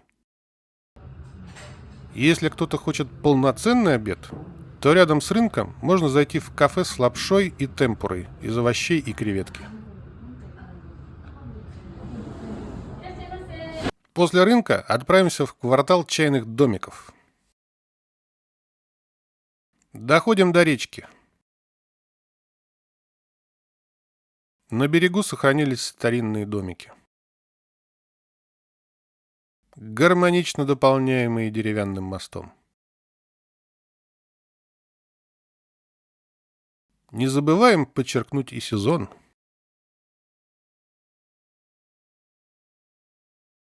Чуть дальше, на противоположном берегу, нас ждет известный район с гейшами. Тут можно почувствовать себя в прошлом, прокатившись на людской тяге. В Киото, кстати, тоже, чтобы попасть в район гейш, самураям надо было через речку перейти. Совпадение? Самураи прошлого сюда приходили поесть и пообщаться. Ну а нынешние купить сувениров. Пора возвращаться обратно через реку, в самурайские края. От чайных домиков идем в сад. На противоположной от замка стороне сада находится небольшое святилище. Мы уже привыкли встречать тории, как знак японской идентичности. Но зато тут необычный каменный элемент среди природы. Вообще, сад Кинрокуэн, в отличие от сада Акаямы, находится на холме. Здесь доминирует горный ландшафт, особенно на западном склоне. Мы же, пока гуляем по парку, вернемся к разговору о самураях. Если ранее, до эпохи Сигуната Токугава, крестьянин мог быть и воином, и наоборот, в зависимости от ситуации, то теперь сословия строго сосредотачивались только на своей деятельности. Раньше от самураев требовалось военное искусство. Теперь же они стали управляющим классом. А это требует других навыков. Все самураи находятся на службе, и их долг состоит в том, чтобы уничтожать мятежников и разбойников и обеспечивать спокойствие и безопасность трех сословий. Тут уже нужны больше чиновники, чем чисто воины. И конфуцианство как раз стало подходящей философией. Усложнение государственных процессов требует образованного управления. В стране повсеместно стали появляться школы. В первую очередь для высшего сословия, но и не без привлечения талантов из других сословий. Раз самурай находится во главе трех сословий общества и призван управлять, он должен быть хорошо образован и глубоко понимать причины вещей. Без прямого участия государства для простолюдинов также открывались церковно-приходские школы, где давалось базовое образование. Для управления государством низшие сословия не нужны, им достаточно элементарной грамотности. Сословная школа – основа сословного общества. Самураи были на содержании у дайме, крупных феодалов, или сёгуна. Так что вопрос служения стал главным. А поскольку самураи – это в первую очередь военное сословие, то четкая иерархия и строгая дисциплина – ключевые аспекты в поведении. Как и в других частях света, и во все времена, высший класс, как управляющий и образованный, закладывает основные принципы поведения всего общества. А простолюдины стремятся, если не быть самураями, то хотя бы быть похожими на высшее сословие. Мечтают стать благородными людьми, обладающими благами. А вот так самураи, по сути, и стали солью земли японской, скелетом государства. Как до эпохи сёгуната Токугава, так и во времена нее появлялись трактаты о принципах поведения самураев, кодекс Бусидо. На основе них и сформировался японский менталитет, который закрепился на века и во многом дошел и до наших дней, как идеал японца. Ну а у нас эпитет «самураи» по отношению вообще к японцам закрепился в просторечии. Посмотрим, какие же там главные идеи кодекса жизни самурая. Путь самурая сокрыт в смерти. Когда дело доходит до выбора, где третьего не дано, выбирай смерть, не колеблясь. Под давлением выбора между жизнью и смертью вовсе не обязательно добиваться цели. Все мы хотим жить, и по большей части мы выбираем для себя лишь то, что нам по душе. Однако продолжать жить, не достигнув своей цели, это трусость. Это будто идти по тончайшей веревке. Умереть же, не стремясь к цели, смерть недостойная и признак одержимости. Но в этом нет позора. Такова сама суть пути самурая. Подлинный самурай не думает о победе и поражении. Он без оглядки бросается навстречу неизбежному. Самурая не должно занимать ничего, кроме одной единственной цели, которую он ставит себе на настоящий момент. Вся жизнь человека – это движение от одной сиюминутной цели к другой. Плохо, когда одно заменяется двумя. Не нужно искать что-либо еще на пути самурая. В этом и заключается суть пути. Таким образом, нельзя слушать о пути Конфуция или пути Будды и говорить, что они и есть путь самурая. Если кто-либо трактует путь таким образом, ему следует узнать обо всех путях и следовать своему собственному. Мы должны стремиться к тому, что никогда не падать духом перед бедами и не показывать особой радости, когда нам сопутствует удача. В бусидо есть 3 первостепенных качества: верность, правильное поведение и храбрость. Человек сможет стать хорошим слугой тогда, когда поставит искреннее служение своему господину превыше всего в жизни. Человек должен трудиться всю свою жизнь так много, насколько это возможно. Позорно быть неспособным на что-то большее, чем умереть в постели. Наш день в Канадзаве близится к завершению. Мы обошли сад Кинрокуэн и через пешеходный мост возвращаемся в замок. Идем к станции, чтобы направиться в столицу Японии, Токио.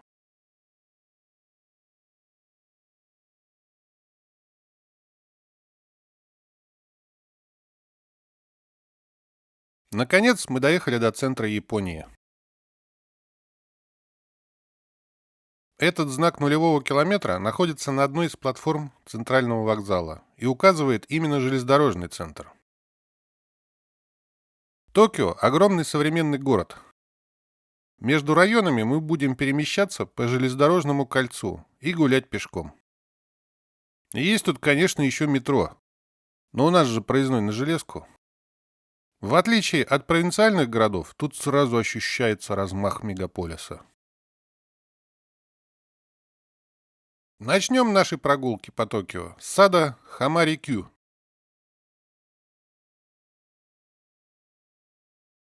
который веками был дачей для отдыха и соколиной охоты правителей Японии. После получения единоличной власти Токугавы Иеясу столичные функции управления государством Бакуфу были переведены из Киото сюда, в Эдо. Сам период третьего сёгуната называется периодом Эдо. Пруды сада сообщаются с океаном.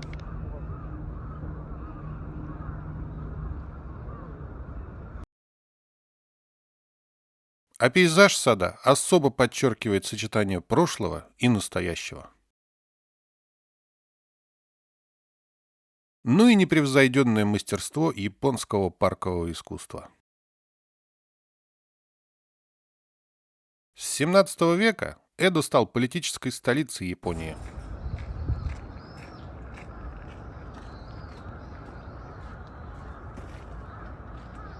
А в Киото остался император и формальная столица государства.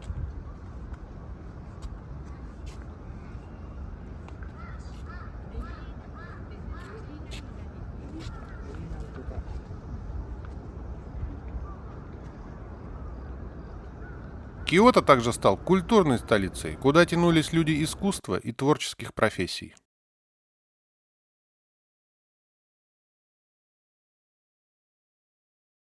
Осака же была торговой столицей, как основные морские ворота Японии. По большому счету, так сложившаяся ситуация осталась с Японией и до сего дня.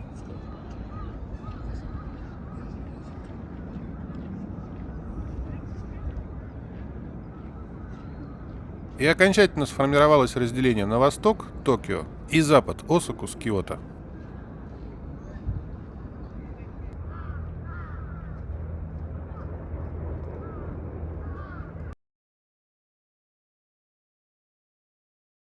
Мы же ненадолго покинем Токио и съездим в город Никко. Посетим тематический парк по эпохе Эдо, Эдомура. Добираться на Japan Rail туда из Токио неудобно.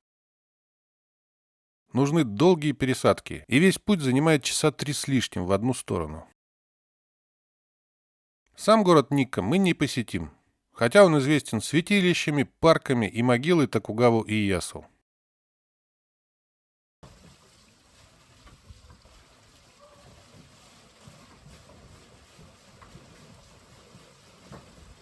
Тематический же парк разбит на несколько зон. Самурайскую, деревенскую, городскую, театральную, ниндзя с представлениями для детей и взрослых. На торговой улице можно зайти съесть гречневую лапшу, как в старину, с бульоном и темпурой на закуску. Сам парк небольшой, гостей осенью немного. Правда, здесь, в горах, холоднее, чем на берегу. В театральном районе несколько раз в день можно посмотреть процессии в старых костюмах.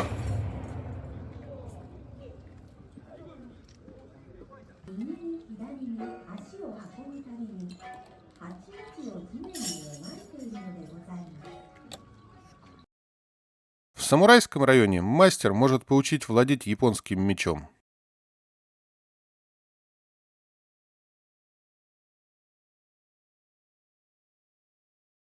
В районе ниндзя есть уличный лабиринт, тир для стрельбы из лука и наклонный дом для тренировок навыков устойчивости. Удалось тут увидеть забавную сценку из прошлого.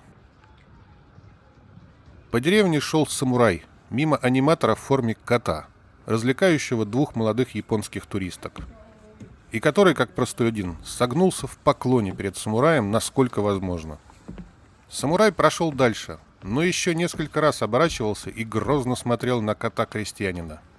И кот тоже смотрел на самурая, порываясь разогнуться, но останавливал себя, пока самурай совсем не скрылся из виду. Добрый стёб самурая и кота друг над другом очень веселил туристок и других редких гостей вокруг. С чувством юмора у японцев, в том числе над своей историей, все в порядке. Вообще чувствуется, что тема самурайской истории прочно укоренилась в менталитете и культуре японцев.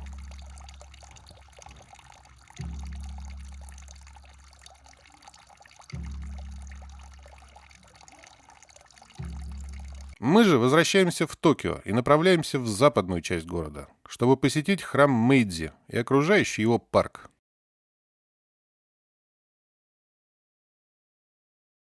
И снова обратимся к истории. В середине XIX века 2,5 века правления сёгуната Токугава подошли к своему логическому завершению. Сословное феодальное общество уже не могло адекватно реагировать на научно-техническую эволюцию человечества. Настало время перемен. Произошел возврат к власти императора, как отца народов Японии.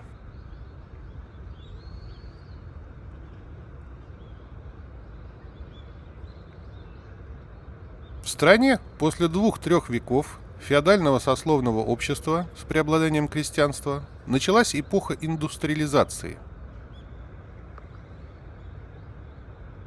Стремительный рост рабочего класса из бывших крестьян, перебирающихся в растущие города с промышленным производством. Новый период в истории начался с революционного перехода, выраженного в отказе от сословного деления общества.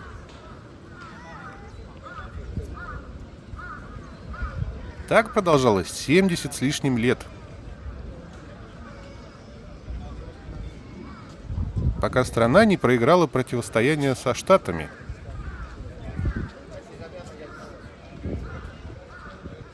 И под влиянием Америки не перешла к демократии по североатлантическому образцу.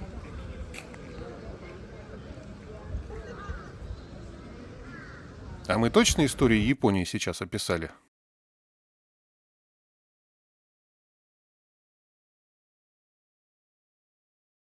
Сменим локацию и отправимся в парк Уэна в восточной части Токио. Тут огромный пруд с камышами, храм посреди пруда и блошиный рынок. В северной части парка национальный музей, а чуть южнее парка крохотный музей токийского быта. Чтобы разобраться, чью же историю мы изучаем, взглянем на детали. Примерно в одно время, в середине XIX века, случились знаменательные события. Отмена крепостного права в Российской империи, гражданская война в Штатах с отменой рабства и реставрация Мэйдзи в Японии. Все это вполне можно считать частью качественного перехода от сословного феодализма к равноправному капитализму. России же не удалось доделать дело до конца, и в таком половинчатом состоянии мы еще на полвека застряли в прошлом. Пока, наконец, в 17 году не грянула буржуазная революция. Но поскольку с этим безбожно затянули, развалившуюся страну пришлось собирать уже через социалистическую революцию. Так начался наш период ускоренной индустриализации. Собака лает, караван идет. Так и история государств движется по одному и тому же пути. Чем же выделяется японский период индустриального развития? Маленькая территория, отсутствие ресурсов и рынков сбыта вынудило Японию полезть захватывать колонии на сопредельных землях – в Корее, в Китае. А где-то и залезать на колонии европейских держав, которые делали то же самое чуть раньше. Весь этот глобальный передел мира в итоге привел ко Второй мировой войне, в которой Япония проиграла, и к окончанию эпохи колониализма не только для Японии. Мы же покидаем парк Уэна, на выходе которого царит дух рождественских ярмарок. С палатками баварского пива, сосисок и кренделей. Привычного нам духа Нового года что-то нету. На улице начало декабря, солнце и плюс 15. И поэтому мы идем есть рамен. Тут все по-токийски, как на конвейере. Очередь минут на 20. Потом заполняешь характеристики рамена и на входе оплачиваешь в автомате обед. Девушка сажает тебя за стойку под номером 3, отделенную перегородками от соседей, а из-за шторки тебе выдают еду с кухни. Яйцо чистишь сам, зелень достаешь из пакета. А если пришел вдвоем, перегородку можно сложить. Перебираемся в центр города. Идем к императорскому дворцу. В сам дворец, конечно, не пускают. Там император. А вот по парку можно погулять, где была резиденция сёгуна, от которой сейчас только фундамент замка на холме. Ну и крепостные стены по периметру. Свержение сёгуната и восстановление императорской власти, конечно, нельзя назвать полноценной революцией. Как только император вернул себе реальную власть, то перенес столицу из Киото сюда и переименовал город в Токио, восточная столица. Управляющий орган сёгуната Бакуфу сменился правительством. Но главное, структура собственности и власти, по сути, остались теми же самыми. Вместо феодальных правителей, даймэ, активы концентрировались в руках дзайбацу, крупных семейных конгломератов. Если при феодализме главными в государстве были аристократические кланы, то теперь к ним добавились богатые купцы и прочие достойные люди с деньгами. Модернизация требовала образованных управленцев. А где их брать из вчерашнего сословного общества, да из того же высшего сословия? Ради ускорения модернизации, создания новой инфраструктуры, государство раздавало или дешево отдавало активы богатым кланам, естественно, в собственность. А преемственность в части традиций семейных кланов, как в недавнем прошлом, создавала из этих активов крупные картели, что вело к доминированию дзайбацу во всех отраслях экономики. После поражения Японии во Второй мировой войне оккупационная американская администрация распустила дзайбацу. Однако финансово-промышленные группы никуда не делись,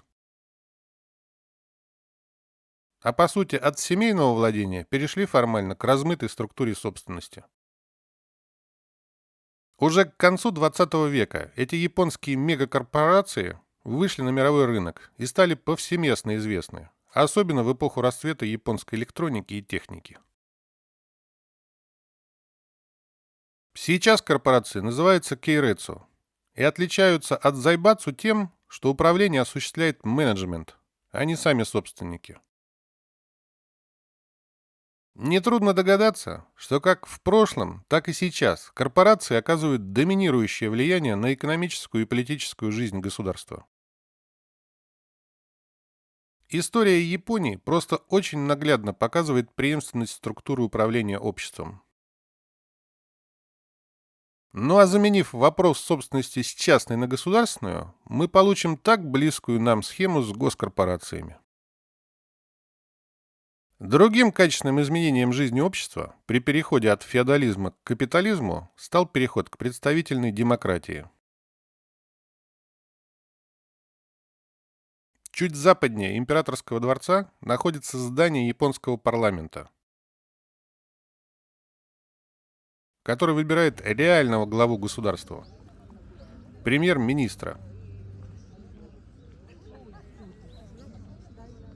Пройдя еще дальше на запад, мы уже увидим территорию резиденции премьер-министра Японии.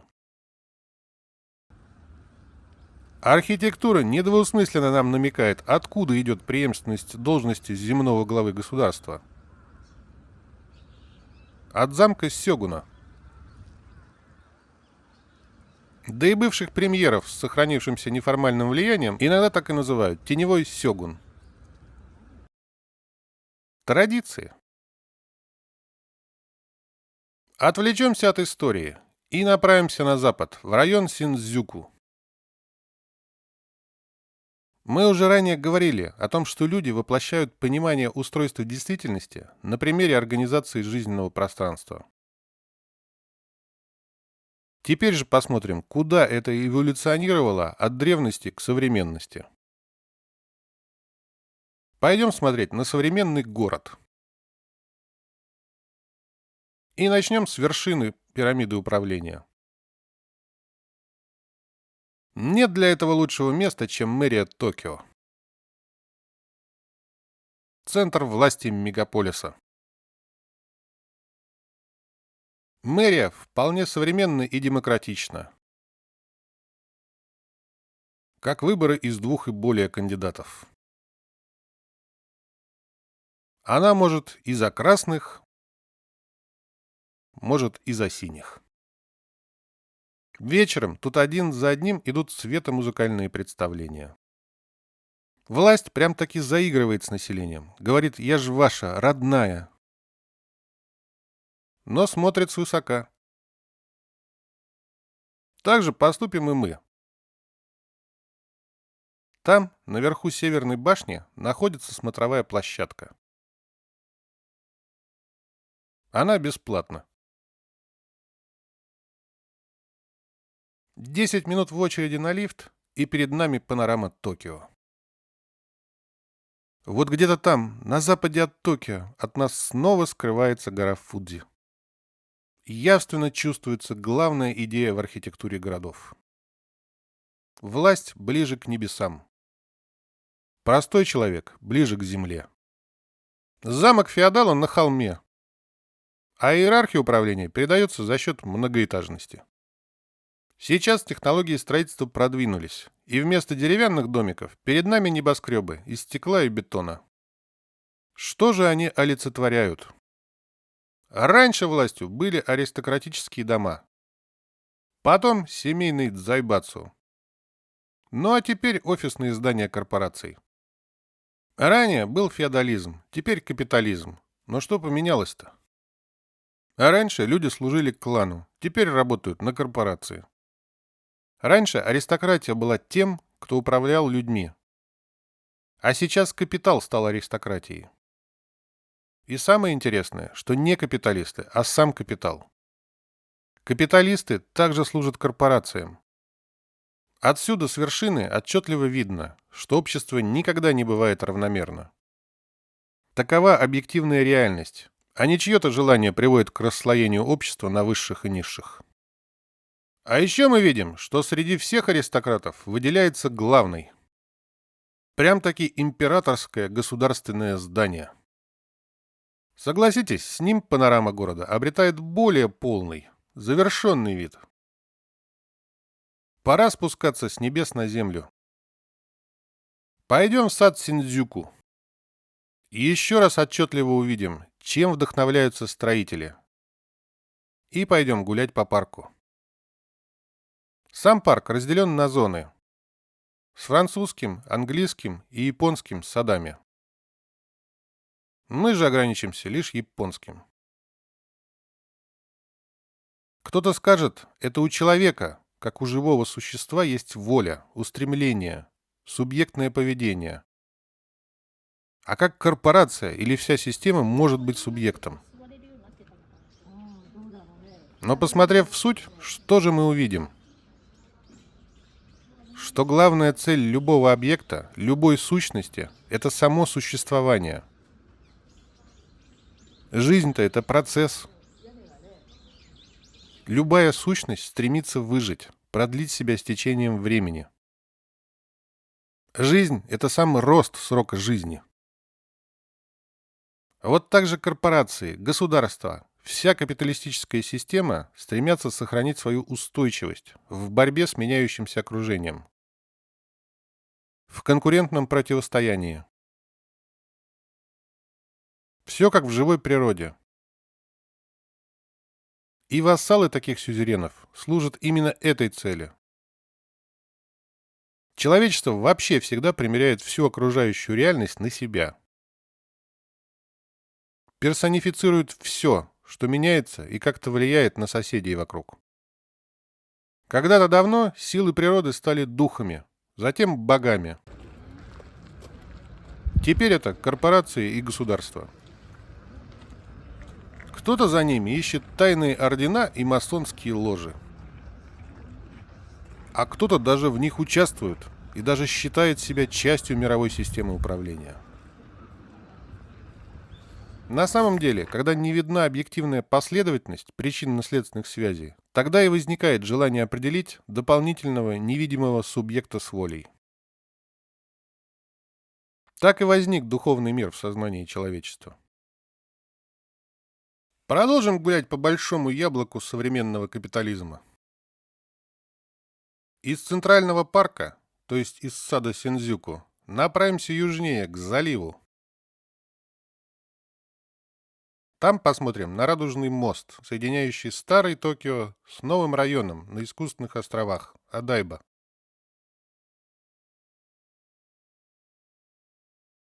Вообще ошибкой будет думать, что люди управляют событиями реальности. Эта изменчивая реальность ведет за собой людей, которые не вполне справляются со своими служебными обязанностями и совершают ошибки. Человек вообще всегда видит только малую часть общей картины. Но это-то как раз и порождает разнообразие действий. Чувство обладания волей, субъектность. Ощущение неопределенности и есть подлинное чувство жизни. Человеческое мышление вообще работает на ассоциациях. Ищет сходства и различия. Да и мы не будем останавливаться на этом пути. Но выйдем из-под моста и пойдем искать современных самураев. А раз самураи прошлого были высшим сословием, начнем наши поиски с элитных районов Токио. Рядом с резиденцией премьера Сёгуна находится район Раппонги. Сразу понятно, куда мы попали. В Токийской башне тоже есть смотровая, но за немалые деньги. Здесь, на холмах, среди посольств, располагаются VIP-лакшери ЖК. Это ли новая элита? Переход от феодализма к капитализму снял сословные барьеры, но ввел свою систему расслоения, простую и понятную – деньги. Но вот незадача. Благородные люди прошлого – это не про финансовые активы в распоряжении. Недостаточно просто родиться с серебряной ложкой и унаследовать золотую. Надо соответствовать своим поведением достойного звания соли земли японской. Являются ли местные обитатели наследниками самураев прошлого? Мы и тут встречаем рождественскую ярмарку. Но снова делаем выбор в пользу местной кухни.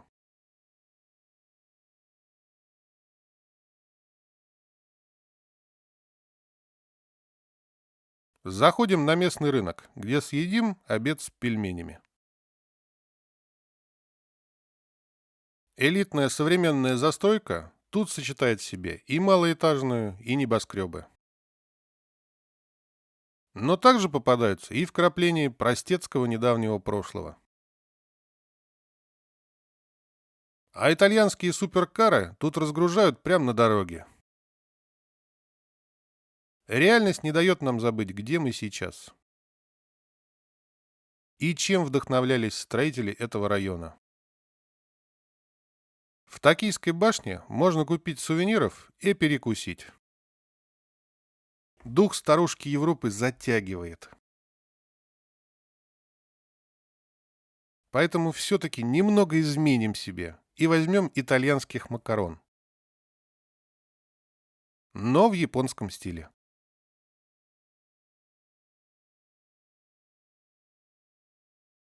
И из района Раппонги переберемся в район Гинза. Пройдемся по торговой улице. Мы все еще остаемся во владениях проживания современной элиты. Вот раньше форма была лишь отражением содержания. А сейчас содержание стало не так важно. Форма завладела миром. Многообразие и разнообразие материальных вещей стало определяющим в жизни человека и общества.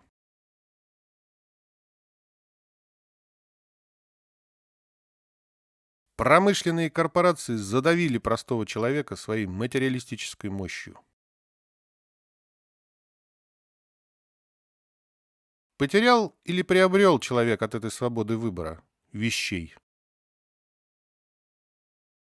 Ну и кто же все-таки теперь современные самураи? По чью дудку пляшет котопес? Самураи — люди служивые.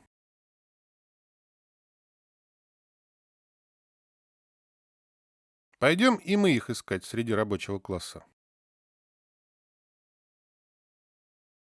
Снова отправимся на запад. Посетим известный перекресток Сибуя.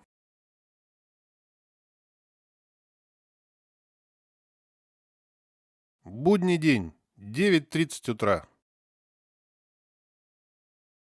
Город живет обычной жизнью. Самураев среди элиты не нашли. Поищем среди простых людей. Хоть материальное богатство и является сейчас желанным большинством и мерилом успешности, однако не видно в нем силы самурайского духа. С курением в Японии борются с самурайской бескомпромиссностью. Редкие будки для курения, при этом еще и с ограничением по одновременному количеству курящих и очередью ожидающих. А такой тут общественный туалет. Токио — город большой, и пожарные тут работают в команде. Заходим перекусить в ТЦ. Прямо в магазине съедим рис с омлетом и подливой демиглас с каким-то мясом. Заедем еще на северо-запад, в район Икебукера. Тут издревле собираются люди искусства. Вряд ли здесь мы найдем самураев.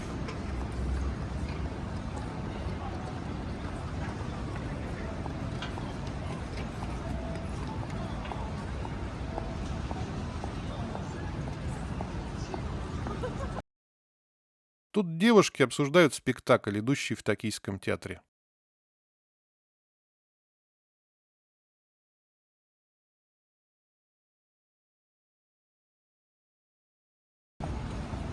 День близится к концу.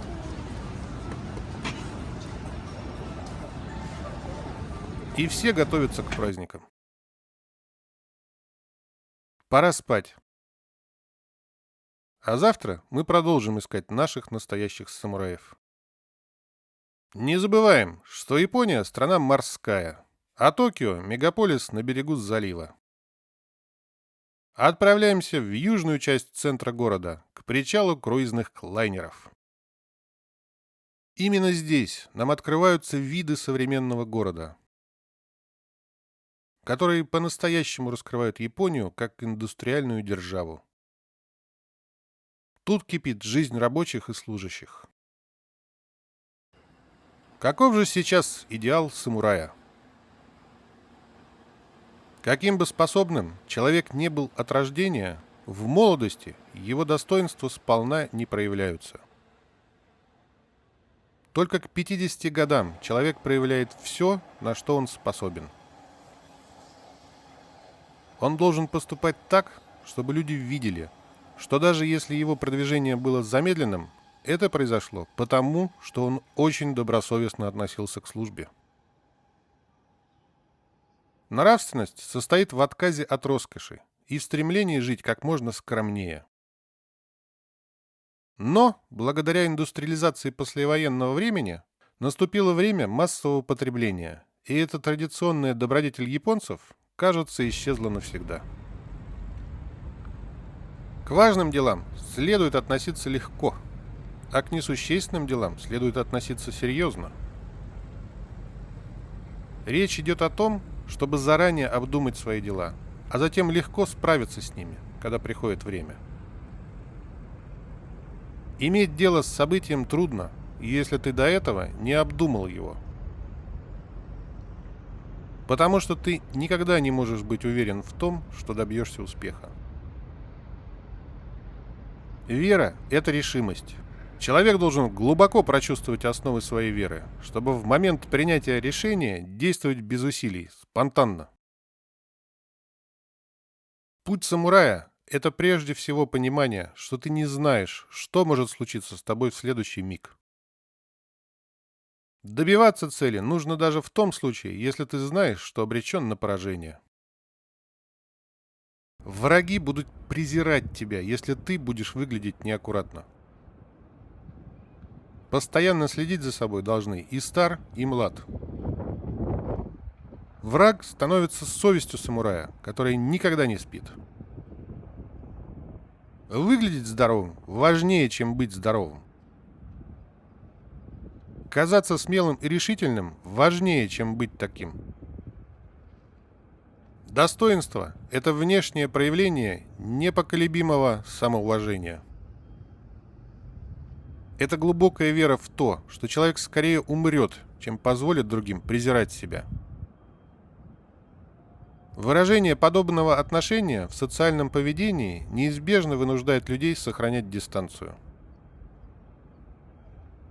Мужчина, который пытается быть красивым для того, чтобы его любили, развивает в себе женственность. Красота мужчины – это сила, которая сокрушает все на своем пути и никогда не теряет своего лица. Даже в случайном разговоре самурай не должен жаловаться. Он должен постоянно следить за тем, чтобы никогда не произносить слов, свидетельствующих о слабости. Если самурай увлекается каким-то искусством, весь его идеал будет поглощен одной этой функцией. Образ идеального человека – это вовсе не специалист, выполняющий одну функцию. Целостный человек не нуждается в мастерстве. Он олицетворяет действия и фундаментальные принципы всех искусств. Даже если человек, по общему мнению, преуспел в искусствах, он, скорее всего, обычный глупец. В силу своей ограниченности он сосредоточился на чем-то одном, не замечая ничего другого, и поэтому прослыл знатоком. Это бесполезный человек. Многие готовы дать совет, но мало кто прислушивается к ним. Как только человек достиг 30-летнего возраста, ему никто больше не дает советов. Поэтому он становится своенравным и корыстным. До конца своих дней он усиливает невежеством свою глупость, пока не станет полностью безнадежным. Существует правило воспитания ребенка в семье самурая. С младенчества нужно поощрять в нем смелость, никогда не дразнить и не запугивать. Ведь если ребенок с детства привыкнет бояться, он пронесет этот недостаток через всю жизнь. И если ребенка много бранить, он станет застенчивым. Важна не фактическая смерть, а решимость умереть. Между добровольной и вынужденной смертью нет различия. Мы не можем понять подлинный смысл смерти, пока мыслим в рамках дуализма, судьбы и нашего собственного выбора. Главное в жизни – чистота действия. Если мы так высоко ценим достоинство жизни, как мы можем не ценить достоинство смерти? Никто не умирает напрасно. Отправляемся обратно в город. Безудержный рост капиталистического производства в Японии привел к значительной трансформации инфраструктуры Токио. Поверх городских речек пришлось прокладывать многоуровневые автострады, чтобы город не утонул в транспортном коллапсе. А мы прощаемся с Токио и доедем до океана, в город Камакура. Пара часов на электричке на запад от Токио. Это не главный вокзал Камакуры, а станция районной электрички по дороге к морю. Вот, наконец, мы добрались до Тихого океана. Ну, море и море, кто-то скажет. И будет, конечно, прав. Но главное – это восприятие. Вот туда, далеко-далеко, можно плыть по прямой, никуда не сворачивая, мимо Папуа-Новой Гвинеи, между Австралией и Новой Зеландией, и через 15 тысяч километров доплыть до берегов Антарктиды. А в обратную сторону от этого направления Москва на расстоянии в половину от этого, в 7,5 тысячах. Мы же полюбуемся закатом и подведем итоги о выборе пути людьми. Проследим эволюцию взаимоотношений человека и общества. Стартуя от равных возможностей в глубокой древности, люди пришли к созданию строго зарегулированного сословного общества, где рождением определялась мотивация и поведение групп людей. Переход от сословного феодализма к капитализму на словах вернул равные возможности. На деле же сословное деление по факту рождения полностью никуда не исчезло. Оно заменилось на институт частной собственности и ее наследования. Капитализм также отбросил требования к поведению сословий. Однако и тут не до конца. Традиции остались, что мы и видим в Японии по идеалам прошлого, с самураем. Суть же в том, что у людей разная мотивация от рождения. Правда, она не раскрывается человеком сразу и не устанавливается обществом изначально. Каждый человек приходит к ней сам. Всю мотивацию человека можно разделить на красоту, ум и богатство. Красота – это про славу, почет и уважение общества. Ум – это про познание окружающей действительности. Богатство – это про доступ к материальным благам. В каждом человеке есть стремление ко всему из этого, но в каждом оно распределено неравномерно. Рано или поздно каждый понимает, кем он хочет быть – самым красивым, самым умным или самым богатым. И реализуется в одном – забрасывая остальное. Достигают успешного результата в каждом из направлений далеко не все, но все стремятся. За всю историю человечества эволюционирующее общество пытается прийти к воплощению оптимальной схемы организации социума разными способами. И Япония – один из ярчайших примеров такого пути поиска истины.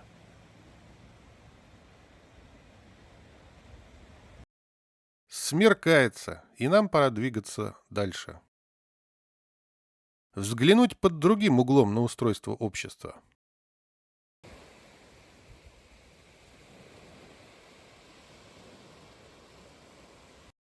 В противоположность токийскому.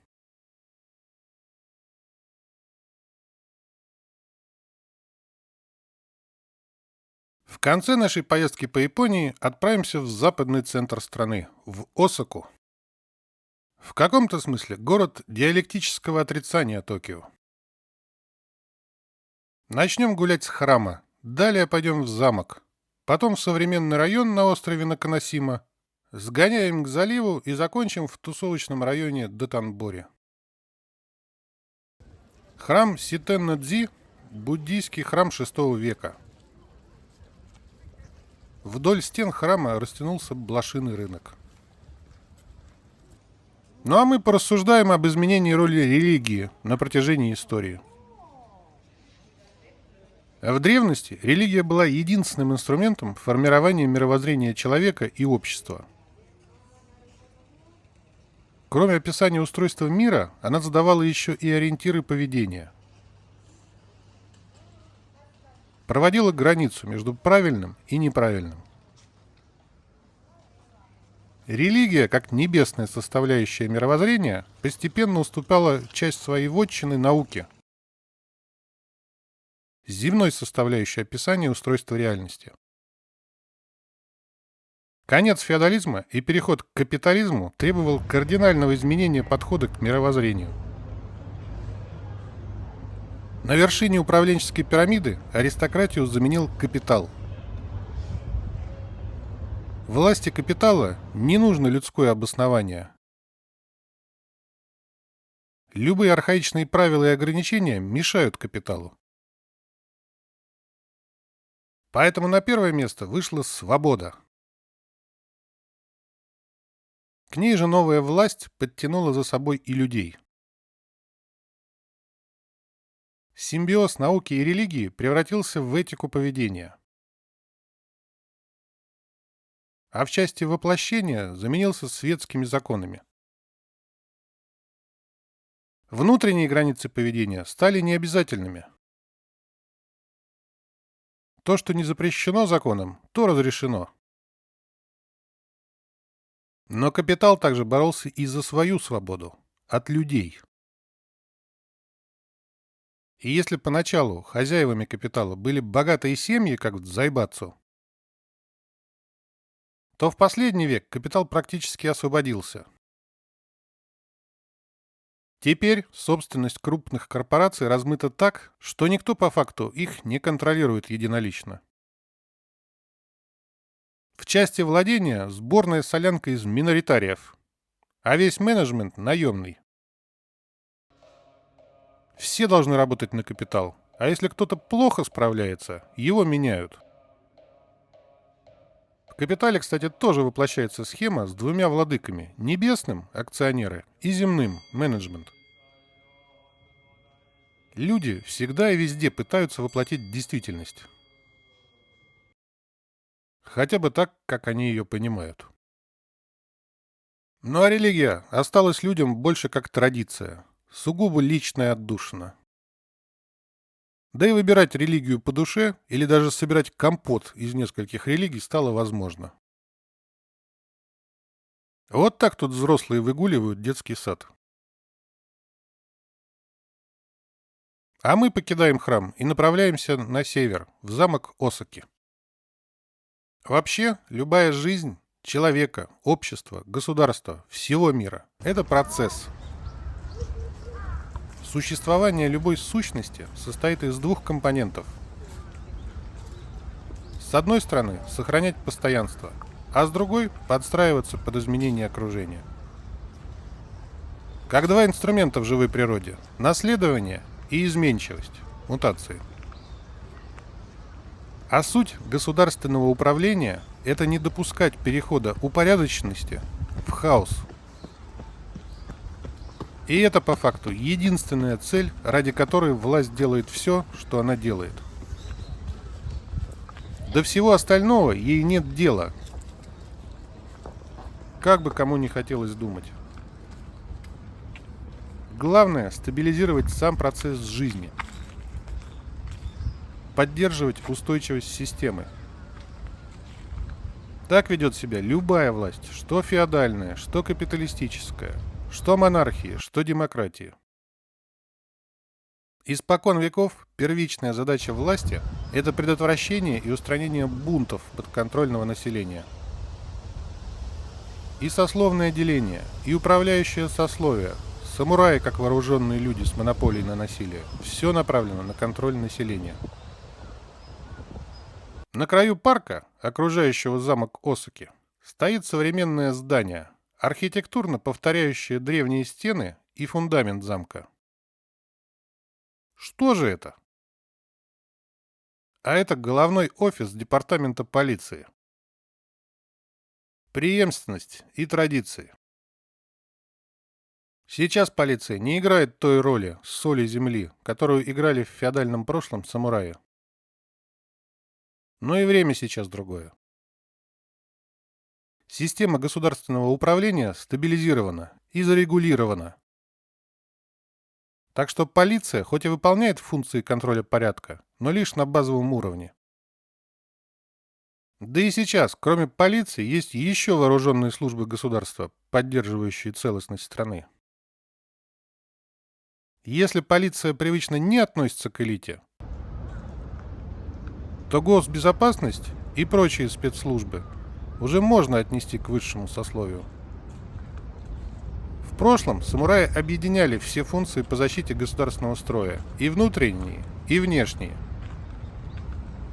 Сейчас же для устранения внешних угроз существования государства есть еще Министерство обороны. И в случаях обострения межгосударственных конфликтов роль армии возрастает. Соответственно, возрастает и восприятие народом тех слоев общества, кто с оружием в руках защищает Родину.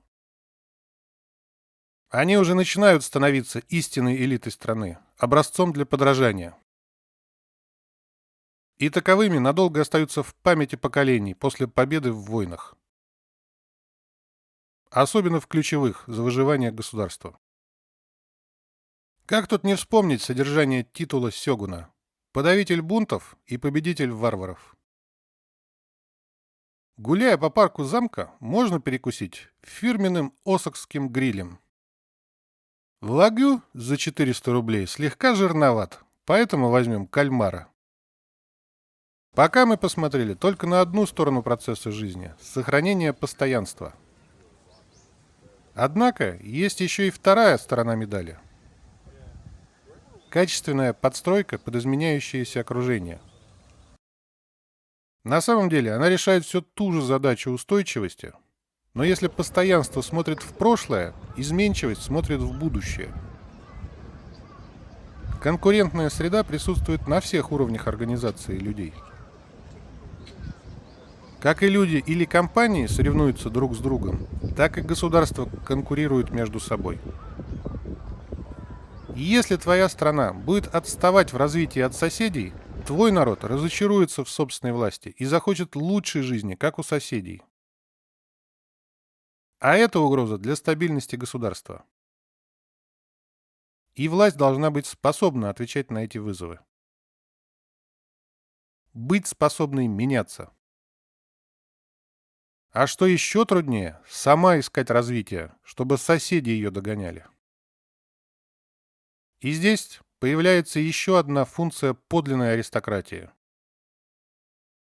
которую высшее сословие должно выполнять. На самом деле главным, а по сути единственным двигателем таких изменений является развитие науки и техники. Новые научные открытия, освоение новых технологий, новые культурные смыслы. Вот еще задачи элиты государства. Как говорилось в самом начале, жизнь любой системы как процесс – это борьба с течением времени. Поддержание баланса между постоянством и изменчивостью. Чтобы выжить, нужно адекватно соответствовать моменту. Где-то зажимать, а где-то отпускать. И еще надо понимать, что научно-технический прогресс идет неравномерно. Когда-то он ускоряется, тогда управление дает больше либерализма. Когда-то процесс притормаживает, и тогда наступает время консерватизма. Мы прошли буддийскую древность и район феодального прошлого. Теперь направимся на запад, к современному району на острове Наканосима.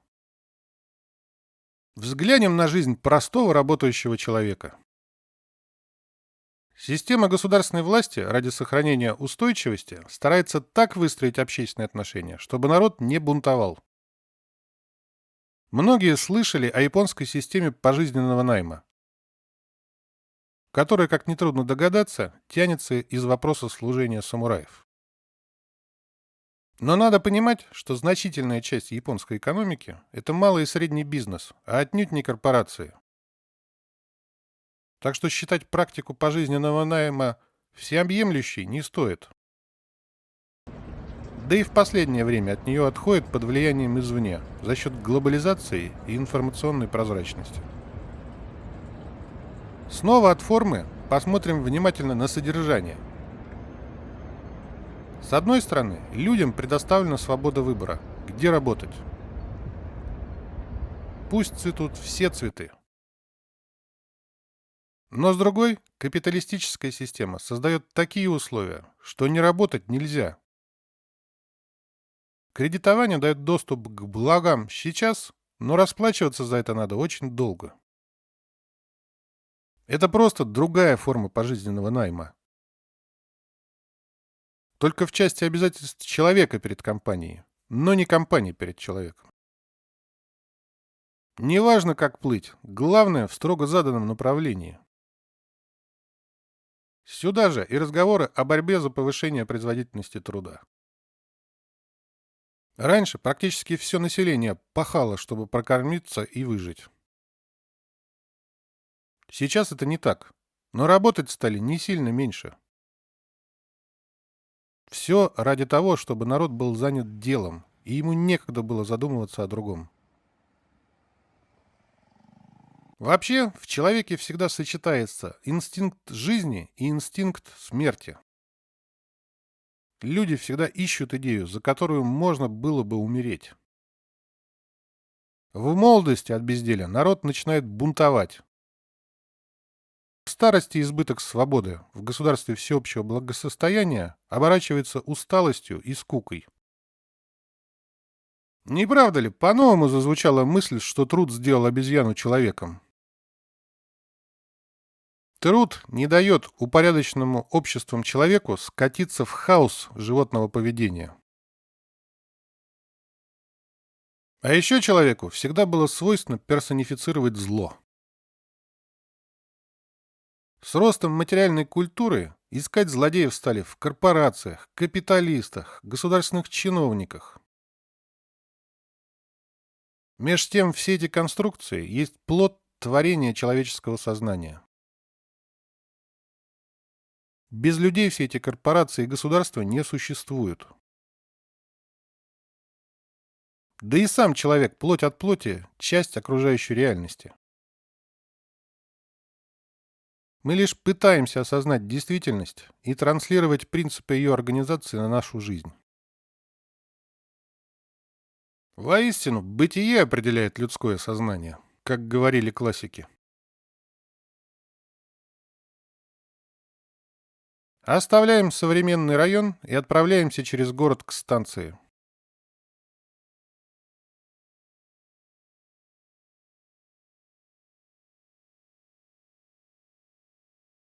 Зайдем по дороге в торговый комплекс. Пообедаем. Темпурой из овощей и морепродуктов. Пассажиропоток на японских станциях бешеный. На одной платформе бывают поезда разных направлений. И чтобы отрегулировать хаос, тут все отлично размечено. Главное – четко исполнять предписания.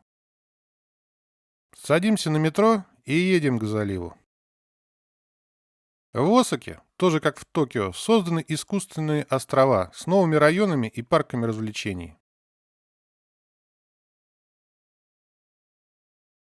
Новые районы без истории и без людей выглядят немного искусственно и безжизненно.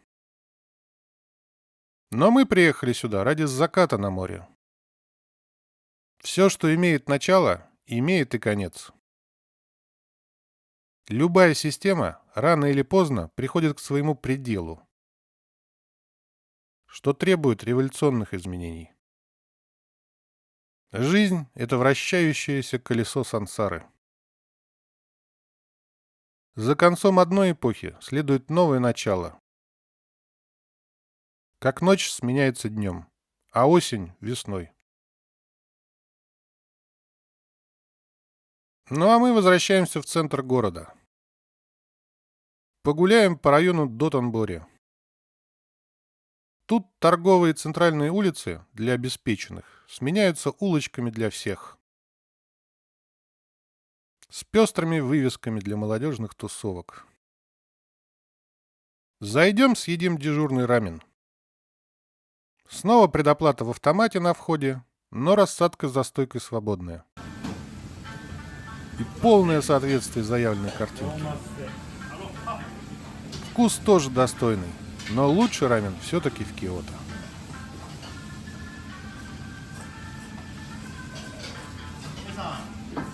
Борьба за свободу с декларируемой демократией при достижении предела начинает все больше приобретать черты своего диалектического отрицания.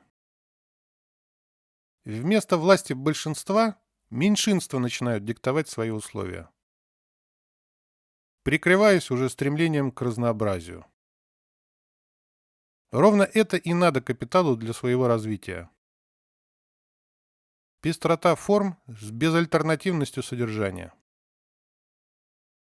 Нет, все-таки современная представительная демократия, она ни представительная, ни демократия.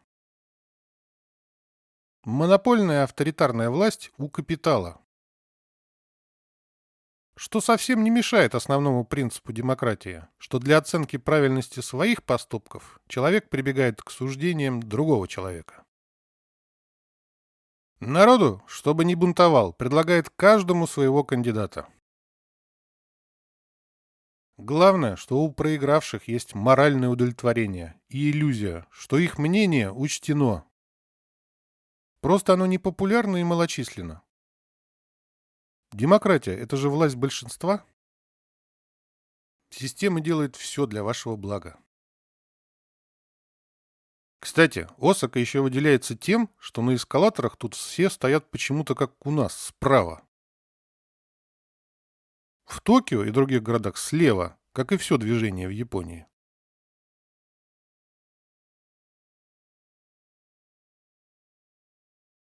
Ну а нам пора покидать предновогодний город. Отправляться на электричке в аэропорт. И лететь к себе домой, на запад. Интересно, какой город Японии мы сейчас пролетаем? Вот и закончилось наше путешествие по Японии. И пора подвести итоги основного вопроса философии. Что же первично в паре материальное, идеальное? Что является причиной, управляющей миром? Человечество всю свою историю ищет ответ на этот вопрос.